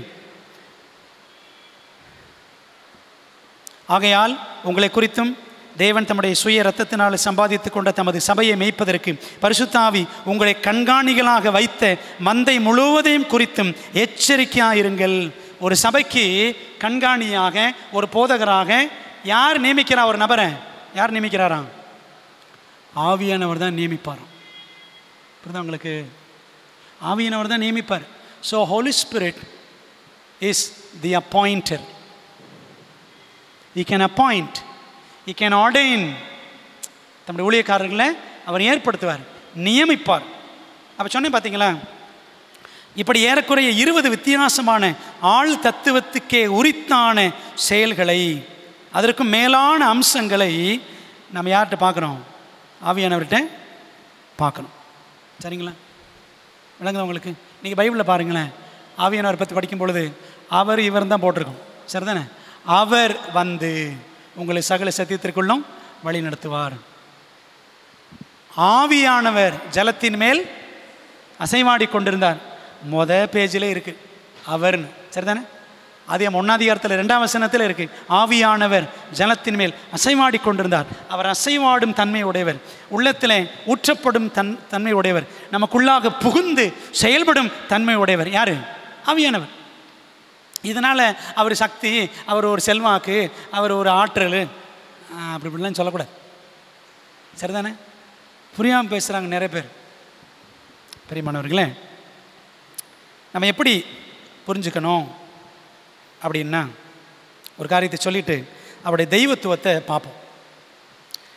கிறிஸ்தவர்களுக்கு 3 தெய்வங்கள் என்று புரியாதவர்கள் பிதற்றுகிறார்கள். சரிங்களா? புரியாதவன் தான் முஸ்லீம்களும் நம்ம குற்றம் சாட்டுறவங்க இருக்கிறாங்க. சரிங்களா? முஸ்லீம்கள் பொதுவாக என்ன சொல்லுவாங்கன்னா, அவங்களாம் நாங்கள் எதுவுமே கும்பிட மாட்டோம் அப்படின்னு சொல்லுவாங்க. எங்களுக்கு சிலைகள் ஒன்றுமே கிடையாது. உண்மையிலே அவங்க என்ன செய்வாங்க தெரியுமா? தே வர்ஷிப் த கிரசன்ட். அந்த அரை நிலா இருக்குது பார்த்தீங்களா? உண்மையிலே அவர்கள் அந்த சந்திரனை, அந்த அரை நிலாவை கடவுளாக வணங்கக்கூடியவர்கள். சரிங்களா? ஒரு சிருஷ்டிக்கப்பட்ட ஒரு காரியத்தை வணங்கக்கூடிய, வெளியில் சொல்லும்போது அப்படி சொல்ல மாட்டாங்க. சரிங்களா? ஸோ அவங்க குற்றம் சுமத்துவது நீங்கள் 3 தெய்வங்கள் அப்படின்னு அவங்களே நம்ம சொல்லுவாங்க. ஆனால் பைபிள் அப்படி சொல்லலை. இஸ்ரவேலே கேள், நம்முடைய தேவனாய கர்த்தர் ஒருவரே கர்த்தர். உபாகமம் 4:6 உபாகமம் 6ஆம் அதிகாரம் 4ஆம் வசனத்தில் நம்ம அதை தெளிவாக படிக்கிறோம். சரிங்களா? இஸ்ரவேல் மக்களுடைய மைய வாக்கியம் அது. இஸ்ரவேலே கேள், நம்முடைய தேவனாய கர்த்தர் ஒருவரே கர்த்தர் அப்படின்னு பைபிள் இருக்கு. மேல்முறையீடுகளை ஏற்றுக்கொள்ளுகிற 3 நீதிபதிகள் சேர்ந்து, மேல்முறையீடுகளை ஏற்றுக்கொள்ளுகிற 3 நீதிபதிகள் சேர்ந்து ஒரு நீதிமன்றம் என்று சொல்லுவார்கள். கவனிச்சிங்களா? அதே மாதிரி கணவன் மனைவி பிள்ளைகள் சேர்ந்து என்ன சொல்லுவாங்க?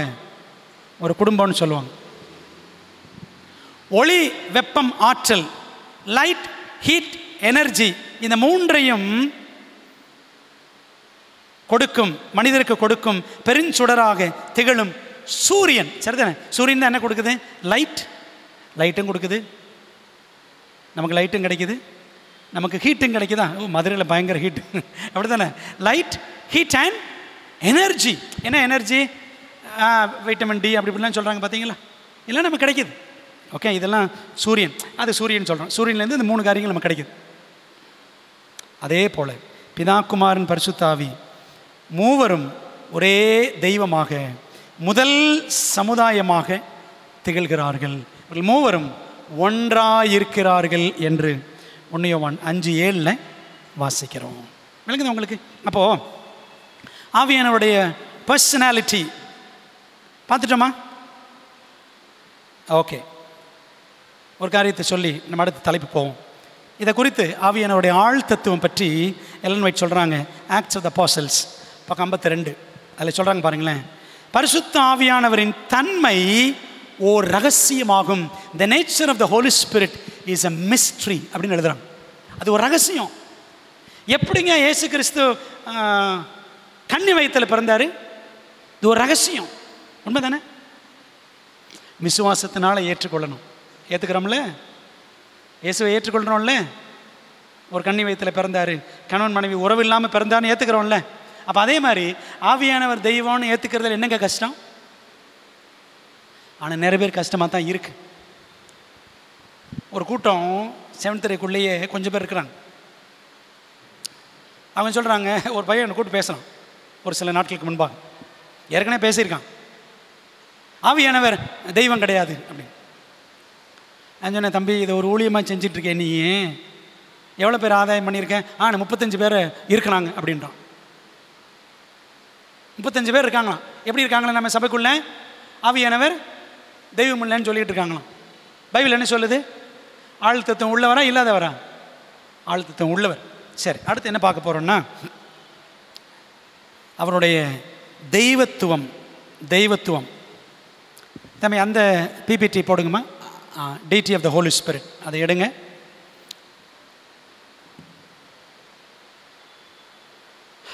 பரிசுத்த ஆவியானவரை நபராக மட்டுமல்ல தேவனாகவும் பைபிள் நமக்கு காட்டுகிறது. இது வரைக்கும் அவர் ஒரு நபர்னு பார்த்தோம். சரிங்களா? ஒரு நபருக்கு இருக்கிற குணங்கள்லாம் பார்த்தோம், 19 காரியங்கள் பார்த்தோம். இப்போது அவர் தெய்வம் என்பதை பார்க்க போகிறோம். Deity of the Holi Spirit. அவர் நித்திய தேவத்துவத்தின் 3ஆம் நபர். அவர் தெய்வத்துவம் குறித்த நேரடியான ஆதாரங்கள் வேதாமத்தில் அதிகமாக இல்லை என்று நினைத்ததால் கடந்த காலங்களில் அநேகர் ஆவியானவரை தெய்வம் என்று ஏற்க தவறிவிட்டார்கள். அவர் தெய்வம்னு எங்கெங்கே இருக்குது பைபிளில்? ஆவியானவர் தெய்வம் எங்கே இருக்குது? அப்படி நேரடியெல்லாம் ஒன்றும் கிடையாது பைபிளில். அதனால தான் அவர் தெய்வமாக அநேகர் ஏற்றுக்கொள்ளுகிறது இல்லை. ஆனால் போதுமான ஆதாரங்கள் இருக்குது அப்படின்னு பார்க்க போகிறோம். சரிங்களா? சரி, த டீட்டி ஆஃப் த ஹோலி ஸ்பிரிட், ஆவியானவரின் தெய்வ நிலைப்பாடு மற்றும் தேவத்துவம் குறித்ததான உபதேசம் கடந்த 2000 ஆண்டுகளாக கிறிஸ்தவ திருச்சபையினால் பத்திரமாக பாதுகாக்கப்பட்டு வருகிறது. 2000 வருஷமாக அவர் தெய்வம் என்ற அந்த கொள்கையை திருச்சபை காத்து வருகிறது. நிசையா விசுவாச பிரமாணம்னு ஒரு விசுவாச பிரமாணம் இருக்குது. சரிங்களா? த நைசீன் க்ரீடு, அதில் என்ன இருக்குன்னா, ஒரு பிட்டை மட்டும் நான் வாசிக்கிறேன். அதில் கீழே பாருங்களேன், கீழே I believe in one holy, இங்கே இருந்த நோட்ஸ்லேருந்து படிக்கிறேன்.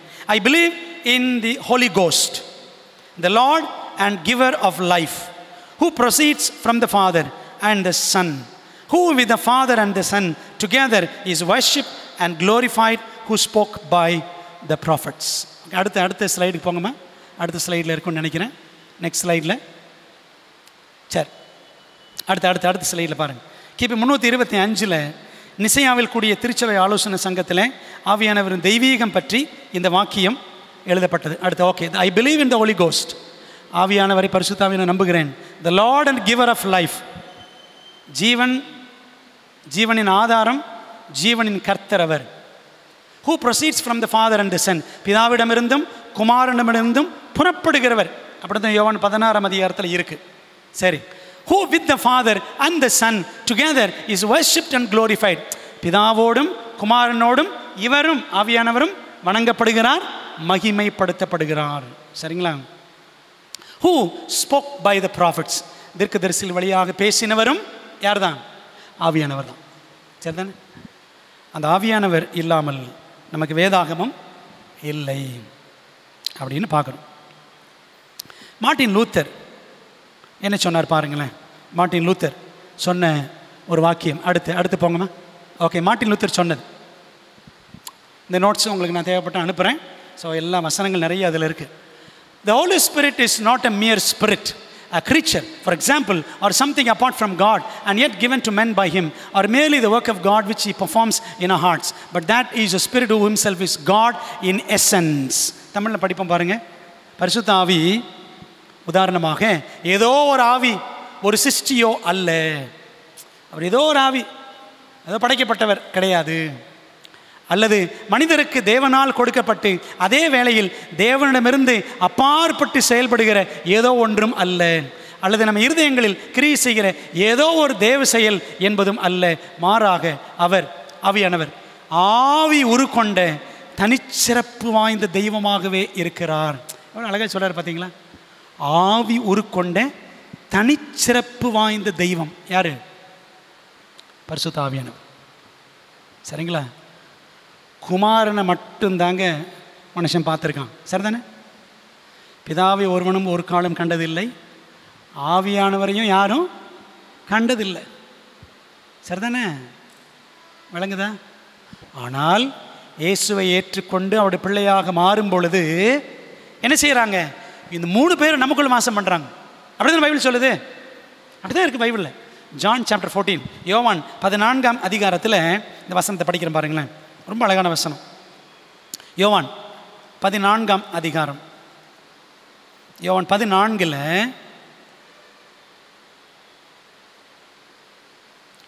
23ஆம் வசனம் பாருங்க. இயேசு அவனுக்கு பிரதியுத்தரமாக, ஒருவன் என்னில் அன்பாய் இருந்தால் அவனின் வசனத்தை கைக்கொள்ளுவான், அவனில் என் பிதா அன்பாயிருப்பார், நாங்கள் அவனிடத்தில் வந்து அவனோடே வாசம் பண்ணுவோம். நாங்கள் யாரு? பிதா, குமாரன், பரிசுத்த ஆவி. இயேசுவின் மேல் விசுவாசம் வைத்தால் இந்த 3 பேர் எங்கே இருப்பாங்களாம்? அந்த விசுவாசம் வைக்கிற நபருக்குள்ள, அவர் இருதயத்துக்குள்ள, அவர் வாழ்க்கையில் இந்த 3 பேர் நினச்சி வாங்கலாம், வாசம் பண்ணுவாங்க. விளங்குதா உங்களுக்கு? It can be accepted only by faith. இதை விசுவாசத்தினால தான் ஏற்றுக்கொள்ள முடியும். அவ்வளோதான். சரிங்களா? சரி, சில வேதாகம ஆதாரங்கள் பார்க்கலாம். ஆவியானவர் ஒரு நபருக்கும் அதிகமானவர். அவர் தெய்வீக நபர் என்பதை பைபிள் வழியாக பார்க்க போகிறோம். 2 காரியங்கள். அவருடைய தெய்வத்துவத்துக்கு நான் பார்க்க வேண்டிய 2 காரியங்கள். ஆவியானவரின் தெய்வீக குணங்கள், divine attributes of the spirit. 2வது ஆவியானவரின் தெய்வீக கிரியைகள், divine works of the spirit. சரிங்களா? இப்படி 25 பாடங்கள் இருக்குங்க ஆவியானவர் பற்றி. சரி, பார்க்கலாமா? இதில் இருக்கிற முதல் காரியத்தை பார்ப்போம். ஆவியானவரின் தெய்வீக குணங்கள். தெய்வத்துக்கே உள்ள குணம் என்ன? தெய்வத்துக்கும் இருக்கிற குணம் மனுஷனுக்கு இருக்காது. என்ன குணம் நினைக்கிறீங்க? பாருங்களேன், பார்ப்போம், வசனம் பார்ப்போம். தெய்வத்துக்கே உரிய குணங்கள் அது அவர்கிட்ட தான் இருக்கும், மனுஷங்கிட்ட இருக்காது. பாருங்களேன், அப்படிப்பட்ட குணங்கள் 4 குணங்கள்ங்க. தெய்வத்துக்கு மட்டும் இருக்கிற குணங்கள் 4. 1, ஆம்னிபொட்டன்ஸ், சர்வ வல்லவர். நம்ம சர்வ வல்லவர்களா? கிடையாது. கொஞ்சம் நடந்தாலே குறுக்கு வலிக்குது, அப்படித்தானே? ஓகே, அவர் சர்வ வல்லவர், அவர் சகலத்தையும் செய்ய வல்லவர். லூக்கா 1:35 பாருங்களேன், என்ன படிக்கிறோம்? தேவதூதன் அவளுக்கு பிரதியுத்தரமாக, தூதன் வந்து கேப்ரியல் மரியாள்கிட்ட, பரிசுத்தாவி உன்மேல் வரும், உன்னதமானவருடைய பலம் உன்மேல் நிழலிடும். பலம், சர்வ வல்லவர். ஆதலால் உன்னிடத்தில் பிறக்கும் பரிசுத்தம் உள்ளது தேவனுடைய குமாரன் என்னப்படும். ஆண்டவர் இயேசு கிறிஸ்து யாருடைய பலத்தினால் பிறந்தாராம்? பரிசுத்தாவின் வல்லமையினால் பிறந்தார். சரிங்களா? அப்போ ஆவியானவர் யாரு? சர்வ வல்லமையுள்ள தேவன். இன்னொரு வசனம் 1 Corinthians 12:11, இவைகளெல்லாம் அந்த ஒரே ஆவியானவர், இந்த வரங்களை எல்லாம் என்ன செய்கிறாராம்? அந்த ஒரே ஆவியானவர் கொடுக்கிறார். தமது சித்தத்தின்படியே அவனவனுக்கு பகிர்ந்து கொடுக்கிறார். சரி, 2வது குணம், தெய்வத்துக்கே உரிய குணம், சர்வ வியாபி, ஓம்னி பிரசன்ஸ். தெய்வம்னா என்ன செய்வாங்க? எல்லா இடத்துலையும் இருப்பாங்க. சரிங்களா? அதுக்காக தூணிலும் இருப்பார், துரும்பிலும் இருப்பார், அதை நம்ம நம்புறது கிடையாது. சரிங்களா? சரிங்களா? அப்படி ஒரு கொள்கை தப்பான கொள்கை. தூணிலும் இருப்பார், துரும்பிலும் இருப்பார்னு நம்ம ஏற்றுக்கிட்டோன்னு வச்சுக்கோங்களேன். அப்போது இந்த பெஞ்சில் இருப்பார், இந்த மைக்கில் இருப்பார், எனக்குள்ளே இருப்பார், இதில் இருப்பார், புக்கில் இருப்பார், எல்லாமே கடவுள் தான். அப்படி ஆகிப்போகிறோம். சரிங்களா? எனக்குள்ளே இருப்பார், நான் தான் கடவுள். இந்த தூணிலும் இருப்பார், துரும்பிலும் இருப்பார் நம்ம நம்பவே சும்மா கூட வாயில் சொல்லிடக்கூடாது. சரிங்களா? அது ஒரு பொய்யான கொள்கை. சரி, பாருங்களேன், ஆவியானவர் எல்லா இடத்துலையும் இருப்பார்ன்றதுக்கு வசனம் சங்கீதம் 139, உங்களுடைய ஆவிக்கு மறைவாக எங்கே போவேன், உங்களுடைய சமூகத்தை விட்டு எங்கே ஓடுவேன். தொடர்ந்து பாருங்க. ஓகே, சர்வத்தையும் அவர் எல்லா இடங்களிலும் இருக்கிறவர் ஆவியானவர் பார்த்தோம். தெய்வத்துக்கே உரிய 3வது குணம், சர்வத்தையும் அறிந்தவர், ஆம்னிஷைன்ஸ், ஆம்னிஷியன்ட் அப்படின்னு சொல்லுவாங்க. ஆவியானவர் அனைத்தையும் அறிந்தவர், ஒவ்வொரு உள்ளத்தையும் புரிந்தவர். இந்த வசனம் ஏற்கனவே படித்தோம், 1 Corinthians 2:10-11. ஆவியானவருக்கு எல்லாம் தெரியும். சரிங்களா?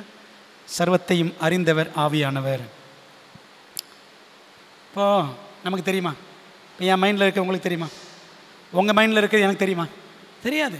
ஆனால் தெய்வத்துக்கு எல்லாமே தெரியும், ஆவியானவருக்கு எல்லாமே தெரியும். சரிதானே? சரி, ஓகே, அந்த வசனம் பார்த்துட்டோம். இப்போ தெய்வத்துக்கே ஒரு இன்னொரு குணம், 4வது முக்கியமான குணம் என்ன அப்படின்னா, நித்தியமானவர். நித்தியமானவர், இட்டர்னல். சரிங்களா? ஆவியானவர் நித்திய பிதா படிக்கிறோம்ல.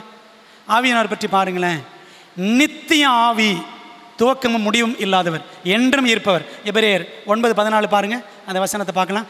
நித்திய ஆவியினாலே. ஆவியானவர் எப்படிப்பட்டவரா? நித்திய, இட்டர்னல் ஸ்பிரிட் அப்படின்னு படிக்கணும். சரிங்களா? இப்போ மனுஷன் அப்படி அழியாமை உடையவனா, நித்தியம் உடையவனா? கிடையாது. மனுஷன் அழிவுக்குரியவன். அதனால தான் நம்மளை மாற்றல் அப்படின்னு சொல்கிறாங்க. வி ஆர் மார்டல் பீயிங்ஸ், நம்ம அழிவுக்கு ஏதுவான மனிதர்கள். சரிங்களா? அப்போது இந்த 4 குணங்கள், சர்வ வல்லவர், சர்வ வியாபி, சர்வ ஞானி, நித்தியமானவர், இந்த 4 குணம் தாங்க தெய்வத்துக்கே உரிய குணம். சரிங்களா? இது God will not share these attributes with sinful human beings. பாவமுள்ள நபர்களிடத்தில் இந்த 4 குணங்களை தேவன் பகிரவே மாட்டார். சரிங்களா? இதான் என்ன சொல்லுவாங்கன்னா, இன்கம்யூனிகபிள் attributes of God அப்படின்னு சொல்லுவாங்க. அதாவது தேவன் மனிதர்களோடு பகிர்ந்து கொள்ளாத தெய்வ குண லட்சணங்கள் இந்த 4. சரிங்களா? ஆனால் மனுஷனோடு தேவன் பகிர்ந்து கொள்கிற குணம்லாம் இருக்குது. இப்போ தேவன் பரிசுத்தமானவர், நம்ம என்ன ஆக்குறாரு? நான் பரிசுத்தர், நீங்கள் பரிசுத்தமாக இருங்க. நான் ஒளியாக இருக்கிறேன், நீங்கள் ஒளியாக இருங்க. நான் அன்பாக இருக்கிறேன், நீங்கள் ஒருவரில் ஒருவர் அன்பாக இருங்கள். சரிங்களா? அப்போ ஆண்டவர் இப்படி ஷேர் பண்ணுற குணங்கள் நிறைய இருக்குது. கம்யூனிகபிள் ஆட்ரிபியூட்ஸ்ன்னு சொல்லுவாங்க. தேவன் இப்போ என்கிட்ட இருக்கிற குணம் நீ வச்சுக்கப்பா அப்படின்னு கொடுப்பார். ஆனால் தெய்வம்னு சொன்னால் 4 குணம். இது ஆண்டவர், அவருக்கு மட்டும்தான் அந்த குணம் இருக்கும். இது பாவ மனுஷங்கிட்ட இருக்காது. இப்போ பாருங்களேன், இப்போ சொன்ன இந்த 4 காரியமும் ஆவியானவர்கிட்ட இருக்கா இல்லையா? இருக்கு. அப்போ ஆவியானவர் தெய்வமா இல்லையா? தெய்வம். அடுத்து பார்க்க போகிறோம் ஆவியானவரின் தெய்வீக கிரியைகள். ஓகே, அடுத்து போங்கம்மா, அடுத்து அப்படி போங்க. நெக்ஸ்ட் ஆவியானவர். ஓகே, ஆவியானவரின் தெய்வீக கிரியைகள், divine works of the Holi spirit. அப்போ ஆவியானவர் குணங்கள் பார்த்துட்டோம், தெய்வ குணங்கள். அவருடைய தெய்வீக கிரியைகள் என்னெல்லாம் பண்ணுறாரு பாருங்களேன். அண்ட சராசரத்தின் படைப்பு, படைப்பில் ஆவியானவர் இருந்தாரா? ஆவியானவர் ஜலத்தின் மேல், பூமியானது ஒழுங்கின்மை வெறுமையுமா இருந்தது. ஆவியானவர் ஜலத்தின் மேல் அசைவாடி கொண்டிருந்தார். அந்த சிருஷ்டிப்பில் 3 பேருமே இருந்தாங்கங்க. ஆதியிலே தேவன் வானத்தின் பூமியும் சிருஷ்டித்தார். அந்த தேவன் இருக்குது பார்த்தீங்களா, அந்த இடத்துல எலோஹிம் அப்படின்னு இருக்கு எபிரேய பாஷையில். எலோஹிம், எல் அப்படின்னா காட், ஒருத்தர். பாருங்களேன், டேனியல் படிக்கணும்ல, டேனியல் என்ன அர்த்தம்? என்ன அர்த்தம் சொன்னேன்? தேவனே என் நியாயாதிபதி, God is my judge. El அப்படின்னா காட். சரிங்களா? எலோஹிம் அப்படின்னா ஒன்றுக்கு மேற்பட்டன்னு அர்த்தம். அப்போது படைப்பில் யார் இருந்தா? பிதாவும் இருந்தார், குமாரன் இருந்தார், ஆவியானவர் இருந்தார். சரிங்களா? அதுக்கெல்லாம் வசனம் எல்லாம் கொடுத்துருக்கேன். யோவான் 26:13, மன்னிக்கும், யோபு 26:13, யோபு 33:4. இந்த ஒரு வசனத்தை படிக்கலாமா? யோபு 33:4 எடுங்க. ஓகே, இங்கே இருக்குது, 3மே இங்கே இருக்குது. 26:13 யோபு. தமது ஆவியினால் வானத்தை அலங்கரித்தார். சரிங்களா? வானத்தை அலங்கரிச்சாராம் ஆவியானவர் மூலமாக. 33:4 தேவனுடைய ஆவியானவர் என்னை உண்டாக்கினார். பார்த்தீங்களா? ஆவியானவர் என்னை உண்டாக்கினார் அப்படின்றார் யோபு. அப்போ ஆவியானவர் யார்? சிருஷ்டிகர். அவரும் சிருஷ்டிகர் தான். பிதாவும் சிருஷ்டிகர், குமாரனும் சிருஷ்டிகர், ஆவியானவர் சிருஷ்டிகர். ஓகே, இது அவருடைய தெய்வீக கிரியை. ரெண்டாவது பாருங்கள், வேத வாக்கியங்களின் உருவாக்கம், த ஆத்தர்ஷிப் ஆஃப் த ஸ்கிரிப்சர்ஸ். வேத வாக்கியங்கள் எல்லாம், வசனங்கள் போடுங்கம்மா, வேத வாக்கியங்கள் எல்லாம் தேவ ஆவியினால் அருளப்பட்டிருக்கிறது. ஆவியானவர் தான் எழுத வச்சார் பைபிளை மனுஷங்க மூலமாக. பாருங்க, 2 பேதுரு 1:21, தீர்க்க தரிசனமானது ஒரு காலத்திலும் மனுஷருடைய சித்தத்தினாலே உண்டாகவில்லை. தேவனுடைய பரிசுத்த மனுஷர்கள் பரிசுத்த ஆவியினாலே ஏவப்பட்டு பேசினார்கள். ஆமோஸ் தீர்க்கதரிசி மாடு மேய்க்கிறவர். மோசே பெரிய ஆள் தான், நல்லா தான் படித்தார் முதல் 40 வருஷம். அடுத்த 40 வருஷம் போ நீ போய் ஆடு மேய் ஆண்டு அனுப்பிவிட்டார் மீதியான வனாந்தரத்தில். அவரும் ஆடு மேய்ச்சார். ஆடு மேய்ச்சவர் 6 புக் எழுதினார். மீன் பிடிச்சவர் 1 பேர் 2 பேர் எழுதினார், பேதுரும். இன்னொரு மீன் பிடிச்ச யோவான் 5 புக் எழுதினார். வெளிப்படுத்தின விசேஷம் யோவான், 1 யோவான், 2 யோவான், 3 யோவான், 5 புக் எழுதினார். 50 அதிகாரம் எழுதினார். 1 யோவான், 2 யோவான், 3 யோவான், வெளிப்படுத்தல், யோவான், இதெல்லாம் பாருங்கள், 5 புஸ்தகம், 50 அதிகாரம். சரிங்களா? அப்போது மீன் பிடிச்சவங்க, ஆடு மேய்ச்சவங்க, மாடு மேய்ச்சவங்க. இந்த ஆமோஸ் மாடு மேய்ச்சிக்கிட்டே என்ன செய்வாராம்? அத்திப்பழம் போருக்கு வாரான். நீங்கள் படித்து பாருங்கள் ஆமோஸ் புத்தகத்தில். அத்திப்பழம் போருக்கு வாரான். சரிங்களா? அப்போ ஆண்டவர் நல்லா படித்தவங்க, பெரிய ஞானி சாலமோனை வச்சு எழுத வச்சார். நீதிமொழிகள், உன்னத பாட்டு, பிரசங்கி எல்லாம் எழுதினார். சங்கீதம் 1-2 சங்கீதம் எழுதியிருக்கிறார் சாலமோன். சரிங்களா? அப்போ நல்லா படித்தவங்க. பேதுரு, யோவான் படிப்பறியாதவர்கள், அவங்கள வச்சு எழுத வச்சார். சரிங்களா? இதெல்லாம் யாருடைய கிரியை? ஆவியானவருடைய கிரியை. ஆவியானவருடைய கிரியை இல்லாமல் இந்த பேதுரு, யோவான்லாம் இதெல்லாம் எழுதியிருக்கவே முடியாது. சரிங்களா? சரி, அப்போது அவருடைய தெய்வீக கிரியை என்ன? ஆவியானுடைய கிரியை. ஒன்று சிருஷ்டிகர், இன்னொன்று பைபிளுடைய ஆசிரியர், பைபிளுடைய மூல ஆசிரியர் ஆவியானவர் தான். சரி, 3வது கிறிஸ்துவின் மனித உருவாக்கம், the formation of the humanity of Christ. லூக்கா 1:35 ஏற்கனவே படித்தோம். ஆவியானவர் பலத்தினால தான் இயேசு கிறிஸ்து கன்னி வயிற்றில் பிறந்தார். இல்லாட்டி வாய்ப்பே கிடையாது. நீங்கள் நல்லா பாருங்களேன், இயேசு கிறிஸ்துவின் வாழ்க்கை முழுக்க ஆவியானவர் தான். பிறப்பில் ஆவியானவர், சரிங்களா? அவர் ஊழியத்தின் ஆரம்பம் ஞானஸ்நானம், அபிஷேகம் ஆவியானவர் தான். அவர் ஊழியத்தில் நிறைய இடங்கள் அற்புதங்கள் செய்தது பரிசுத்த ஆவியின் பலத்தினால. வனாந்தரத்துக்கு 40 நாள் போனதும் அவர் யார் தான் வழி நடத்திட்டு போனால்? இயேசு கிறிஸ்துவ ஆவியானவராலே அப்படின்னு படிக்கிறோம். பரிசுத்த ஆவியின் பலத்தினால திரும்பி வந்தார் அப்படின்னு படிப்போம், சரிங்களா? மரிக்கும் பொழுது மரித்தவர் எப்படி தான் எழுப்பப்பட்டார்? ஓகே, நம்ம அதை அடுத்து படிக்க போகிறோம். அடுத்த பாயிண்டில் வரும், சரிங்களா? அப்போ பாருங்கள், கிறிஸ்துவின் மனித உருவாக்கத்தில் மத்தேயு 1:18 போடுங்கம்மா. அவள் பரிசுத்த ஆவியினாலே கர்ப்பவதியானாள் படிக்கிறோம். இப்போ கிறிஸ்துவின் மனித உருவாக்கத்தில் ஆவியானவர் கிரியை செஞ்சார். 4வது ஆவியானவரின் தெய்வீக கிரியை. 4வது தெரிந்து கொள்ளப்பட்டவர்களின் மறுபிறப்பு மற்றும் பரிசுத்தமாகுதல், the regeneration and the sanctification of the elect. யோவான் 3:5 பாருங்களேன், ஒருவன் மறுபடியும் பிறவாவிட்டால், ஜலத்தினாலும் ஆவியினாலும் பிறவாவிட்டால். அப்போது ஒருத்தனை புது சிருஷ்டி ஆக்குறது யார் தான்? ஆவியானவர் தான். ஆண்டவர் சங்கர் 6 கொலை பண்ணான் மெட்ராஸ் திருவான்மியூரில். கள்ள கடத்தல், சாராய கடத்தல், பெண்கள் கடத்தல் எல்லாம் பண்ணான். தூக்கி ஜெயிலில் போட்டாங்க. ஆட்களை கொன்று என்ன செஞ்சிருவாங்க? வீட்டுக்குள்ளேயே அங்கங்கே பூசி அடக்கம் பண்ணிடுவான். பிடிச்சிட்டாங்க. நான் சொல்கிறது 20 வருஷத்துக்கு முன்னாடி நடந்தது, 20-25 வருஷத்துக்கு முன்னாடி ஜெயிலில் போட்டாங்க ஆட்டோ சங்கரை. அப்போ ஒரு பாஸ்டர் வந்து ஒரு புஸ்தகம் கொடுத்துட்டு போனார், புதிய ஏற்பாடு. அப்போ இயேசு உன்னை நேசிக்கிறார்னு சொல்லிட்டு போயிட்டார். சேலம் ஜெயிலில்னு நினைக்கிறேன், சொல்லிட்டு போயிட்டார். என்ன பண்ணான்? அந்த பைபிள் வாங்கி தூக்கி உள்ளே எறிஞ்சிட்டான். உள்ளுக்குள்ளே ஜெயிலுக்குள்ளே அவன் இருந்த அறைக்குள்ளே. நைட்டு யோசித்தானா, என்ன நேசிக்கிற ஒருத்தர் இருக்கிறாரா, இயேசு நேசிக்கிறான்னு சொல்லிட்டு போனார், உன் பாவங்கள்லாம் மன்னிப்பாருன்னு சொல்லிட்டு போனார் அப்படின்னு அவர் எடுத்து படித்தாராம். 1 யோவான் 1:9 படித்தாராம். நாம் நம்முடைய பாவங்களை அறிக்கையிட்டால் எல்லா அநியாயத்தை நீக்கி நம்மை சுத்திகரிப்பதற்கு அவர் உண்மையும் நீதியும் உள்ளவராக இருக்கிறார். தூக்கு தண்டனை கைதி அவனை கேட்டாங்களா, அப்போ உனக்கு என்ன ஆசை? சொன்னாராம், நான் ஞானஸ்நானம் எடுக்கணும் அப்படின்னாராம். சரிங்களா பிரியமானவர்களே? அப்போது ஒருத்தனை புது சிருஷ்டி ஆக்குறது யார்? ஆவியானவர். அதுக்குத்தான் அவர் அனுப்பப்பட்டு இருக்கிறார். விளங்குதா உங்களுக்கு?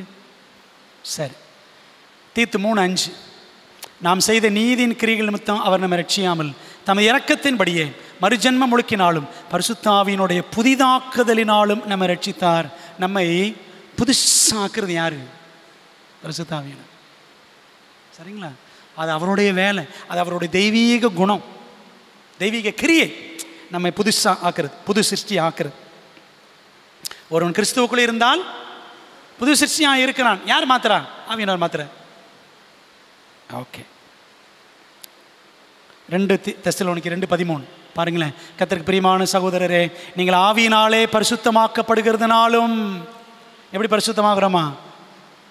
ஆவியானவரால் பரிசுத்தமாக்கப்படுகிறோம். பைபிளில் பாருங்கள், அவருடைய நாமத்தினால் பரிசுத்தமாகிறோம், அவருடைய இரத்தத்தினால் பரிசுத்தமாகிறோம், அவருடைய ஆவியினால் பரிசுத்தமாகிறோம், அவருடைய கிருபையினால் பரிசுத்தமாகிறோம்.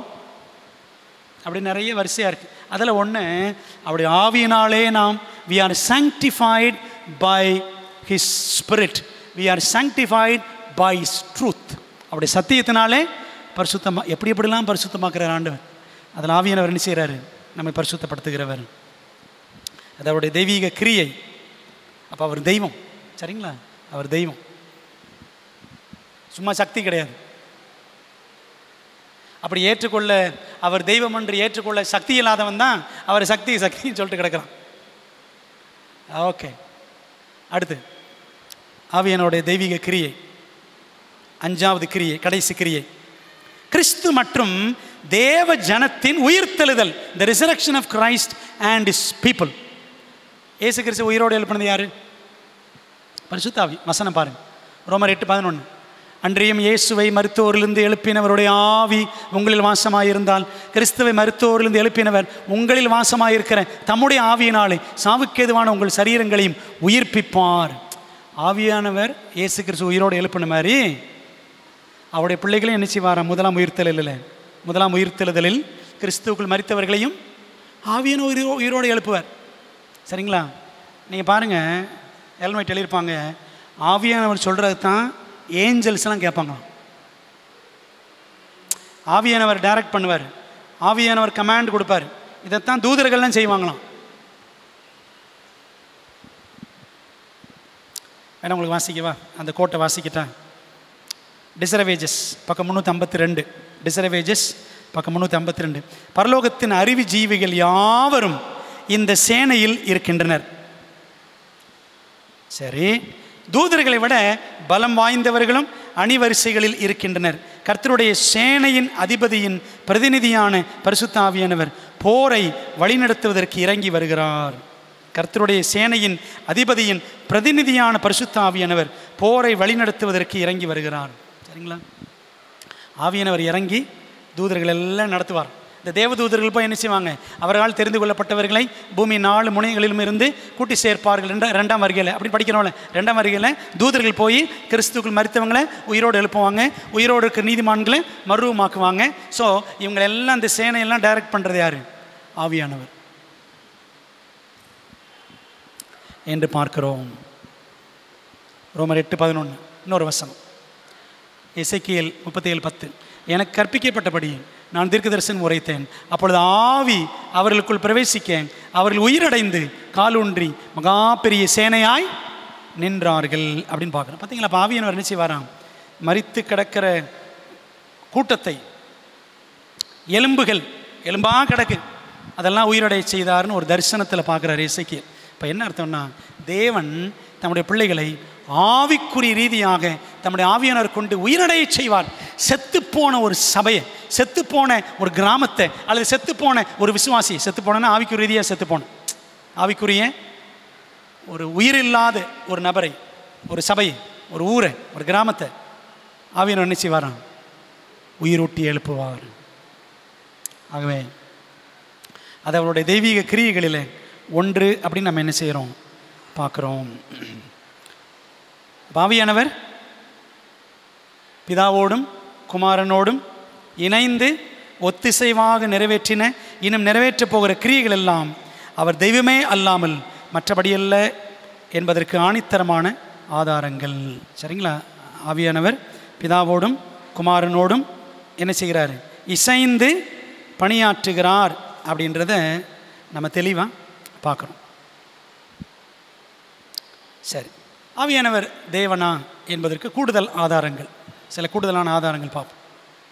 யெகோவா சாட்சிகள் இருக்காங்கல்ல, ஜெகோவா விட்னஸ், அவங்கள என்ன செய்வாங்கன்னா தேவத்துவத்தை மறுதலிக்கிற கூட்டம். அவங்க பிதா மட்டும்தான் அப்படின்வாங்க. பிதா மட்டும்தான் தொழுகைக்குரியவர், இயேசு கிறிஸ்துலாம் அவர்லாம் படைக்கப்பட்டவர். அப்புறம் குமாரனையும் ஆவியானவரையும் ஏற்றுக்க மாட்டாங்க. சரிங்களா? குறிப்பாக குமாரனையும் ஆவியானவரையும் அங்கீகரியாத கூட்டம் அந்த கூட்டம், யெகோவா சாட்சிகள் கூட்டம். ஆகவே ஆவியானவருடைய தெய்வத்துவத்தை நாம் திட்டமாக அறிந்து விசுவாசிக்காவிட்டால் ஒன்று யெகோவா சாட்சிக்காரன்ட்ட ஏமாந்துருவோம், இல்லாட்டி 7th தெருக்குள்ளேயே ஒரு குள்ளநெறி கூட்டம் இருக்குது. இந்த கூட்டத்துக்கிட்ட என்ன செஞ்சிடக்கூடாது? அந்த 35 பேர் மாட்டின மாதிரி மாட்டிக்கிறக்கூடாது. நல்ல ஜோம் பண்ணுங்க, அந்த 35 பேரும் விடுவிக்கப்படணும்னு. இந்த குள்ளநெறி கூட்டம் இதுவும் சத்தியத்தை புரிஞ்சுக்கணும்னு நம்ம அவங்களுக்காக ஜோம் பண்ணணும். சரிங்களா? நல்லா இவங்கெல்லாம் சத்தியத்தில் நல்லா இருந்தவங்க, எனக்கு தெரிஞ்சவங்கெல்லாம் நல்லா படித்தவங்க, இப்போ போய் ஏமாத்தவள் பண்ணிகிட்டு இருக்கிறாங்க. பிரியமானவர்களே, ஆண்டவர்களை தொடும்படி நம்ம அவர்களுக்காக ஜெபிக்கணும். தேவத்துவத்தின் 3ஆம் நபரான ஆவியானவர் தெய்வீகமானவர் என்பதற்கான கூடுதல் அகச்சான்றுகளை பைபிளில் இருக்கிற சான்றுகளை பார்க்க போகிறோம். சரிங்களா? தேவன் என்று சுட்டி காட்டப்படும் ஆவியானவர், இந்த வசனங்களை நல்ல கவனிய. பைபிளில் ஆவியானவரை தேவன் என்று, ஜீவனுள்ள தேவன், கர்த்தர், ஆண்டவர் அப்படின்லாம் பைபிளில் வசனம் இருக்குது. பார்க்கலாமா? குயிக்காக சில வசனங்கள் பார்ப்போம். இதை படிச்சுட்டோம் ஏற்கனவே. அப்போஸ்தலர் 5:3-4 பரிசுத்தாவின் இடத்துல போய் சொல்லும்படி தேவனிடத்தில் போய் சொன்னாய். பார்த்தோம்ல, அது ஏற்கனவே பார்த்துட்டோம். அடுத்து பாருங்கள், ஆவியானவர் ஜீவனுள்ள தேவன் என்பதற்கான வசனங்கள் 1 கொரிந்தியர் 3:16-17 தேவனுடைய ஆலயம் நாம் அப்படின்னு படிக்கிறோம். 6:19 1 கொரிந்தியர் பரிசுத்த ஆவியினுடைய ஆலயம். சரிதானே? தேவனுடைய ஆலயம்னா பரிசுத்த ஆவியின் ஆலயம்னா பரிசுத்த ஆவியின் ஒரு தேவன். சரிங்களா? 2 Corinthians 6:16 ஜீவனுள்ள தேவனுடைய ஆலயம் நாம் என்று கூறுகிறது. ஆவியானவர் ஜீவனுள்ள தேவன். உண்மைதானே? நீங்கள் ஜீவனுள்ள தேவனுடைய ஆலயமாக இருக்கிறீர்கள். யார் ஜீவனுள்ள தேவன்? ஆவியானவர். அடுத்து கர்த்தர் என்று சுட்டி காட்டப்படும் ஆவியானவர். பாருங்களேன், உபாகமம் 32:12 கர்த்தர் ஒருவரே அவனை வழி நடத்தினார், அந்நிய தேவன் அவரோடு இருந்ததில்லை. இஸ்ரவேல் மக்களை ஆண்டு வழி நடத்தினார். கர்த்தரே. எந்த கர்த்தர்? அடுத்த வசனம் பாருங்க, ஏசாயா 63:14 கர்த்தருடைய ஆவியானவர் அவர்களை பள்ளத்தாக்கிலே போய் இறங்குகிற மிருக ஜீவன்களைப் போல இளைப்பாற பண்ணினார். இப்படியே தேவரீர், யார்? ஆவியானவர். இப்படியே தேவரீர் உமக்கு மகிமையுள்ள கீர்த்தியை உண்டாக்கும்படி உடைய ஜனத்தை நடத்தினீர். யார் நடத்தினா? கர்த்தருடைய ஆவியானவர். சரிங்களா? கர்த்தருடைய ஆவியானவர், கர்த்தர் அப்படின்னு பார்க்க. இன்னொரு வசனம் 2 Corinthians 3:17 கர்த்தரே ஆவியானவர். கர்த்தரே ஆவியானவர். கர்த்தருடைய ஆவி எங்கேயோ அங்கே விடுதலை உண்டு. 2 தெசலோனிக்கேயர் 3:5 பாருங்க. கர்த்தர், நல்லா கவனிங்க, இந்த வசனத்தில் பிதா குமாரன் பரிசுத்தாவி 3 பேர் அந்த வசனத்தில் இருக்காங்க. 2 தெசலோனிக்கேயர் 3:5 பாருங்க. கர்த்தர் யார் இவர்? நீங்கள் சொல்லணும். இப்போ கர்த்தர் உங்களை இருதயங்களை தேவனை பற்றும் அன்புக்கும் கிறிஸ்துவின் பொறுமைக்கும் நேராய் நடத்துவாராக. அந்த கர்த்தர் யாருங்க? அந்த கர்த்தர் யாரு? ஆவியானவர். ஆவியானவராய் கர்த்தர் உங்கள் இருதயங்களை தேவனை பற்றும். எந்த தேவன்? பிதாவாகிய தேவன். அப்புறம் கிறிஸ்துவின் பொறுமைக்கும் நேராய். பார்த்தீங்களா? ஒரே வசனத்தில் 3 பேர் இருக்கிறாங்க, பிதா குமாரன் பரிசுத்தாவி. ஓகே, நாலாவது அகச்சான்றுகள், பைபிள் இருக்கிற ஆதாரங்கள். ஆண்டவர் என்று சுட்டி காட்டப்படும் ஆவியானவர். ஏசாயா 6:8-10. அப்புறம் அப்போஸ்தலர் 28. இந்த வசனங்கள் இருக்கா? போடுங்க, அடுத்த ஸ்லைட் போடுங்க. வசனங்கள் இருக்கா? ஓகே. பின்பு யாரை நான் அனுப்புவேன், யார் நமது காரியமாய் போவான் என்று உரைக்கிற ஆண்டவருடைய சத்தத்தை கேட்டேன். அதற்கு நான் இதோ அடியேன் இருக்கிறேன், என்னை அனுப்பும் என்றேன். ஆண்டவருடைய சத்தம். சரிங்களா? நல்ல கவனிங்க. 9 வசனம். அப்பொழுது அவர், நீ போய் இந்த ஜனங்களை நோக்கி நீங்கள் காதார கேட்டு உணராமலும் கண்ணார கண்டு அறியாமலும் இருங்கள் என்று சொல். அடுத்த வசனம். இந்த ஜனங்கள் தங்கள் கண்களினால் காணாமலும் தங்கள் காதுகளினால் கேளாமலும் தங்கள் இருதயத்தினால் உணர்ந்து குணப்படாமலும் நான் அவர்களை ஆரோக்கியமாக்காமலும் இருக்க நீ அவர்கள் இருதயத்தை கொளுத்ததாக்கி அவர்கள் காதுகளை மந்தப்படுத்தி அவர்கள் கண்களை மூடிப்போடு என்றார் அப்படின்னு வாசிக்கிறோம். பாருங்களேன், ஏசாயாவுக்கு கட்டளையிட்ட ஆண்டவர் இங்கே யாருன்னா கர்த்தருடைய ஆவியானவர். இது எங்கே படிக்கிறோம்? இதுக்கு ஆவியானவர் டைரெக்டாக இங்கே இல்லை. அடுத்த 2 வசனம் படிப்போம், புரியும். பாருங்களேன். ஏம்மா இல்லையா? அந்த வசனம் இல்லையா? அப்போஸ்தலர் 28 இதுக்கு முந்தி போங்க. அப்போஸ்தலர் 28 அதில் இல்லையோ? ஓகே, பைபிள் எடுத்து படிப்போம். அந்த வசனம் போடலை. பைபிளை தரங்க. அப்போஸ்தலர் 28 25 26 27. அப்போஸ்தலர் 28 ஏசாயால படித்ததுக்கு இணை வேத வசன பகுதி இங்கே இருக்குது. அப்போஸ்தலர் 28 25 படிக்கிறேன். இப்படி அவர்கள் ஒருவரோடு ஒருவர் ஒவ்வாமல் இருந்து புறப்பட்டு போகையில் பவுல் அவர்களுக்கு சொன்ன வாக்கியமாவது, நீங்கள் காதார கேட்டும் உணராதிருப்பீர்கள், கண்ணார கண்டும் பாராதிருப்பீர்கள். இது எங்கே இருந்துச்சு? ஏசாயால படித்தோம்ல, 6 அதிகாரம்.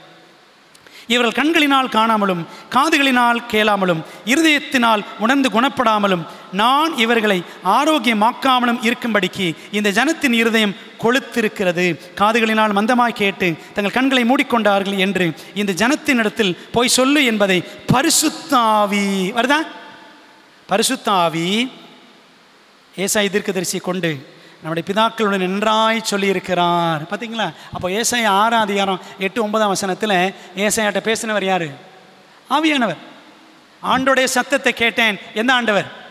ஆண்டவராகி பரிசுத்த ஆவியானவர். புரியுதுங்களா? அப்போ ஆவியானவருக்கு பைபிளில் தேவன் இருக்கு, ஜீவனுள்ள தேவன் இருக்கு, கர்த்தர்ன்னு இருக்கு, ஆண்டவர்னு இருக்கா இல்லையா? சொல்லுங்க. ஆவியானவர் தெய்வமா இல்லையா?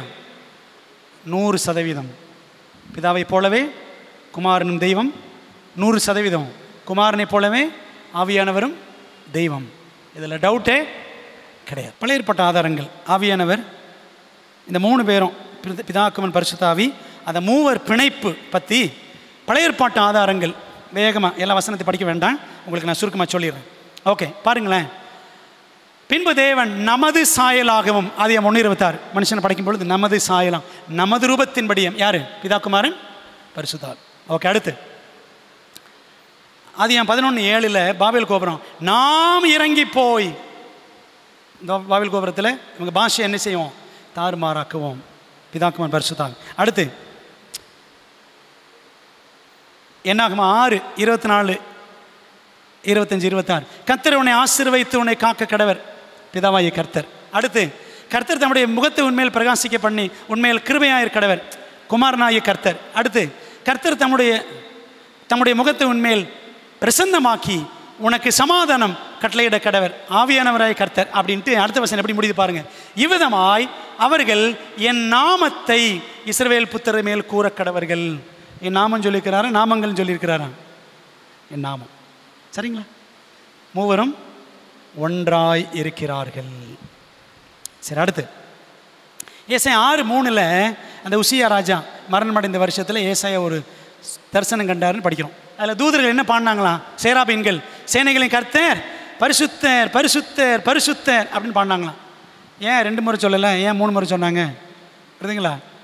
பிதாவாகிய பரிசுத்தர், குமாரனாகிய பரிசுத்தர், ஆவியானவராகிய பரிசுத்தர். இதே மாதிரி வெளிப்படுத்தலையும் இருக்கும். சரிங்களா?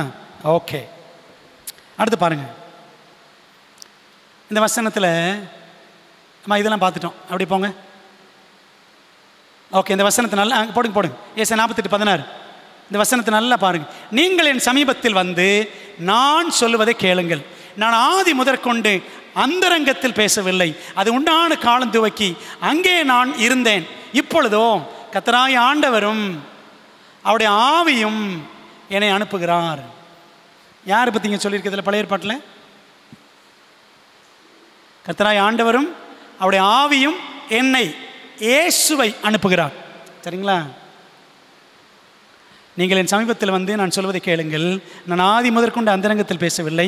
அது உண்டான காலம் துவக்கி அங்கே நான் இருந்தேன். இப்பொழுதோ கர்த்தராகிய ஆண்டவர் பிதாவும் அவருடைய ஆவியும் என்னை அனுப்புகிறார். இயேசு கிறிஸ்து இந்த உலகத்துக்கு மனுஷனா அனுப்பினாங்க. சரிங்களா? ஏசாயா முழுக்க இயேசு கிறிஸ்து மனிதனாக வந்து அந்த தீர்க்க தரிசனங்கள் எல்லாம் சொல்லியிருக்கு. ஓகே, அடுத்த வசனம் பாருங்களேன். பழைய ஏற்பாட்டில் நிறைய இடங்களில் மூவர் பிணைப்பு பார்க்குறோம்.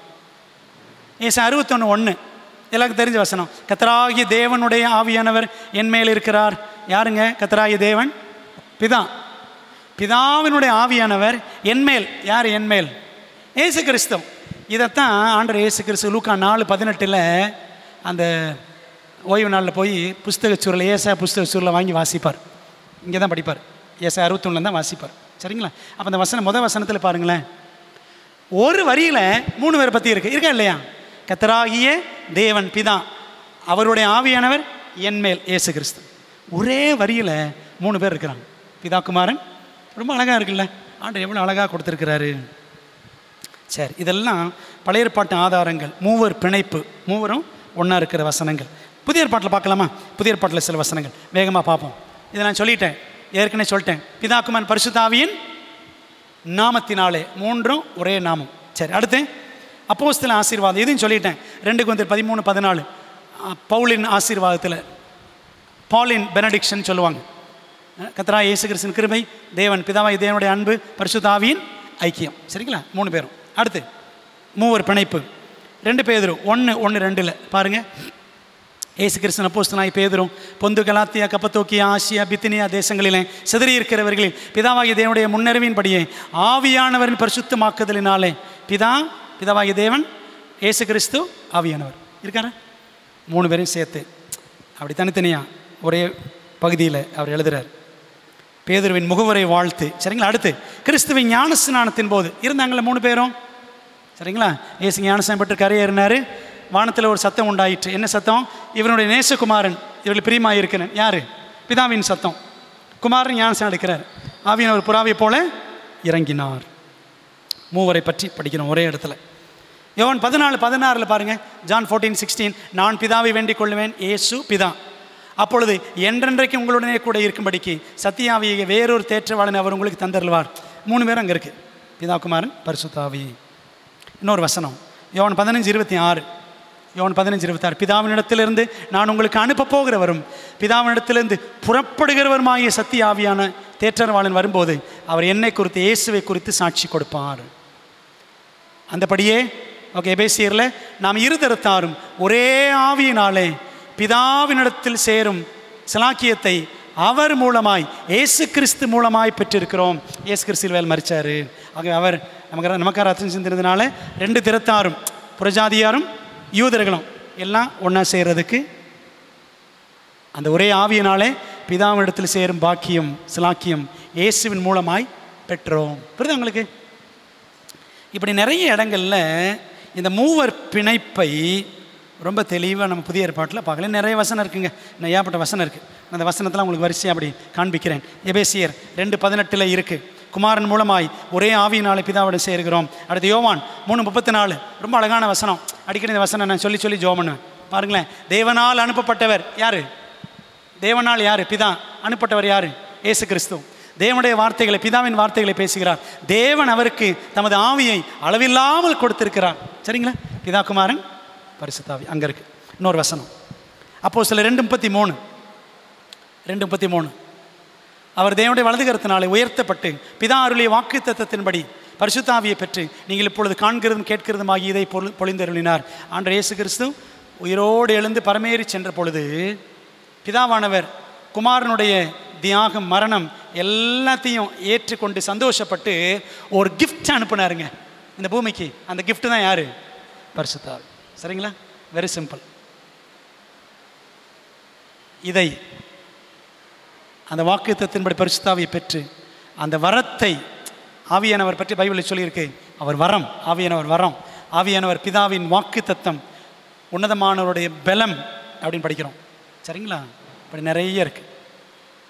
சரி, இது அப்போஸ்தலர் 2:33. இன்னொரு வசனம் பாருங்க, அப்போஸ்தலர் 10:38. இது நல்ல ரொம்ப பிரபலமான வசனம். நசரேயனாகிய இயேசுவை தேவன், பிதாவாகிய தேவன் பரிசுத்த ஆவியினால் வல்லமையினாலும் அபிஷேகம் பண்ணினார். 3 பேர் அங்கே இருக்கிறாங்க.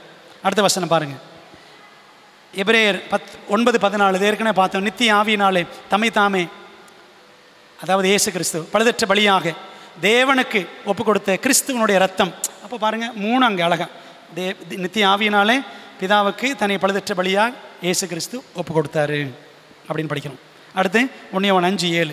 ஏற்கனவே சொன்ன வசனம், பிதா, வார்த்தையாகிய குமாரன் இயேசு கிறிஸ்து, பரிசுத்த ஆவி, இம்மூவரும் ஒன்றாய் இருக்கிறார்கள்.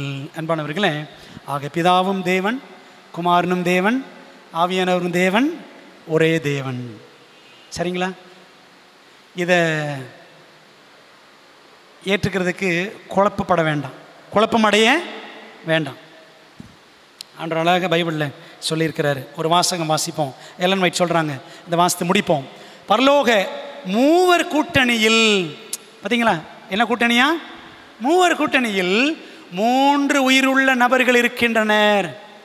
3 உயிருள்ள நபர்கள், பிதா, குமாரன், பரிசுத்த ஆவி ஆகிய முப்பெரும் வல்லமைகளின் நாமத்தினால் உயிருள்ள விசுவாசத்துடன் கிறிஸ்துவை ஏற்றுக்கொண்டவர்கள் ஞானஸ்நானம் பெறுகின்றனர். கிறிஸ்துவில் புது வாழ்வை வாழ்வதற்கு முயற்சிக்கும் கீழ்ப்படிதல் உள்ள பரலோக குடிமக்களுடன் இந்த வல்லமைகள் ஒத்துழைத்து செயல்படுவார்கள். பார்த்தீங்களா? கிறிஸ்துவில் புது வாழ்வை வாழ்வதற்கு முயற்சிக்கும் கீழ்ப்படிதல் உள்ள பரலோக குடிமக்களுடன் இந்த வல்லமைகள் ஒத்துழைத்து செயல்படுவார்கள்.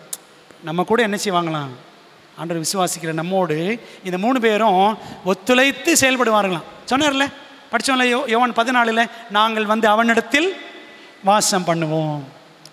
இந்த 3 பேர் நம்ம கூட ஒத்துழைத்து செயல்பட ஆயத்தமாக இருக்காங்க. ஆனால் மனுஷன்தான் இந்த 3 பேர் கூட ஒத்துழைத்து செயல்பட ஆயத்தமாக இல்லை. பிரியமானவர்களே, ஆகவே அப்போ என்ன முடிவு?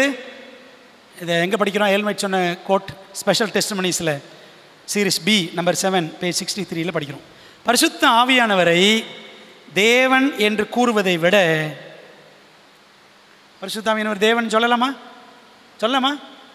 100% அப்படி தானே? பரிசுத்த ஆவியானவரை தேவன் என்று கூறுவதை விட நாம் இனி வேறென்ன சொல்ல இயலும்? ஒவ்வொரு நாளும் நாம் புது சிருஷ்டிகளாக வளர்ந்து புதிதான கிறிஸ்தவ ஜீவியத்தில் முன்னேற ஆவியானவரின் அளவற்ற வல்லமையை வாஞ்சித்து நாட முயற்சிக்கணும். சரிங்களா? அதனால் பிரியமானவர்களே, இந்த 3 வாரங்கள் பிதாவும் தேவன், குமாரனும் தேவன், ஆவியானவரும் தேவன் என்பதை பைபிள் அடிப்படையில் திட்டவட்டமாக பார்த்தோம். இதை குறித்து நாம் தேவத்துவத்தை பற்றி குழப்பம் அடைய வேண்டிய அவசியமே கிடையாது. சரிங்களா? 3 தெய்வங்கள் கிடையாது, ஒரே தேவன். சரியா? அந்த தெய்வத்தை இடத்துல அன்பு வைப்போம், விசுவாசம் வைப்போம். ஆண்டு நம்மை ஆசீர்வதிப்பார். ஜோமன் முடிச்சிடுமா? அன்புள்ள பிதாவே, இந்த வேலைக்காக நமக்கு நன்றி. நாங்கள் இந்த ஆன்லைன் பேப்டிசம் கிளாஸில் இன்றைக்கு பங்கு பெற நீர் கொடுத்த நல்ல கிருபைக்காக நன்றி செலுத்துகிறோம். தகப்பனே, பிதாவாகிய தேவன் எங்கள் மீது வைத்த அன்பினாலே குமாரனை தந்தருளினார். குமாரனாகிய தேவன் இந்த உலகத்தில் வந்து வாழ்ந்து மரித்து பரமேறி செல்லும் பொழுது எங்களுக்கு பரிசுத்த ஆவியாகிய ஈவை வரத்தை எங்களுக்கு கொடுத்தார். இந்த பரிசுத்த ஆவியானவர் எங்களை சகல சத்தியத்திற்குள்ளே வழி நடத்துகிறார், எங்களோடு பேசுகிறார், எங்களை தேற்றுகிறார், எங்களை பலப்படுத்துகிறார், எங்களுக்கு போதிக்கிறார் என்றெல்லாம் நாங்கள் படித்தோம். எங்களுடைய ரட்சிப்புக்கு ஏதுவாக ஆவியானவர் செயல்படுகிறார், எங்களை புதுப்பிக்கிறார் என்றெல்லாம் நாங்கள் படித்தோம். ஆண்டவரே கர்த்தாவே, நாங்கள் தேவத்துவத்தில் பூர்ண நம்பிக்கையும் நிச்சயமும் உள்ளவர்களாக வாழ்வதற்கு எங்களுக்கு உதவி செய்யும். கர்த்தாவே, ஆவியானவரை தெய்வம் இல்லை என்று மறுதலிக்கிறவர்களை தேவன் தொடும்படியாய் வேண்டுகிறோம். தகப்பன், நம்முடைய கரத்தில் ஒப்புக் கொடுக்கிறோம். இந்த வேத பாடத்தில் கலந்து கொண்ட, ஆலயத்தில் அமர்ந்திருக்கிற, ஆன்லைனில் இணைந்திருக்கிற எல்லா பிள்ளைகளையும் ஆசீர்வதியும். உடைய நாமம் மையப்படட்டும். ஆண்டவர், இந்த சத்தியங்களை நாங்கள் மனதில் வைத்து இந்த சத்தியத்தில் உறுதியாய் நிற்கவும், ஆண்டவர் இந்த சத்தியங்களை மற்றவர்களுக்கு பகிரவும் எங்களுக்கு பலத்தை தாரும். இயேசுவின் நாமத்தில் ஜெபிக்கிறோம் நல்ல பிதாவே, ஆமென். நம்முடைய கர்த்தராக இருக்கிற இயேசு கிறிஸ்துவின் கிருபையும் பிதாவாகிய தேவனுடைய அன்பும் ஆவியானவர் ஐக்கியமும் ஆசீர்வாதமும் தேவதூதர்களின் காவலும் வழி நடத்தலும் நம்ம எல்லாரோடும் என்றும் சதாகாலம் தங்கியிருப்பதாக. ஆமென்.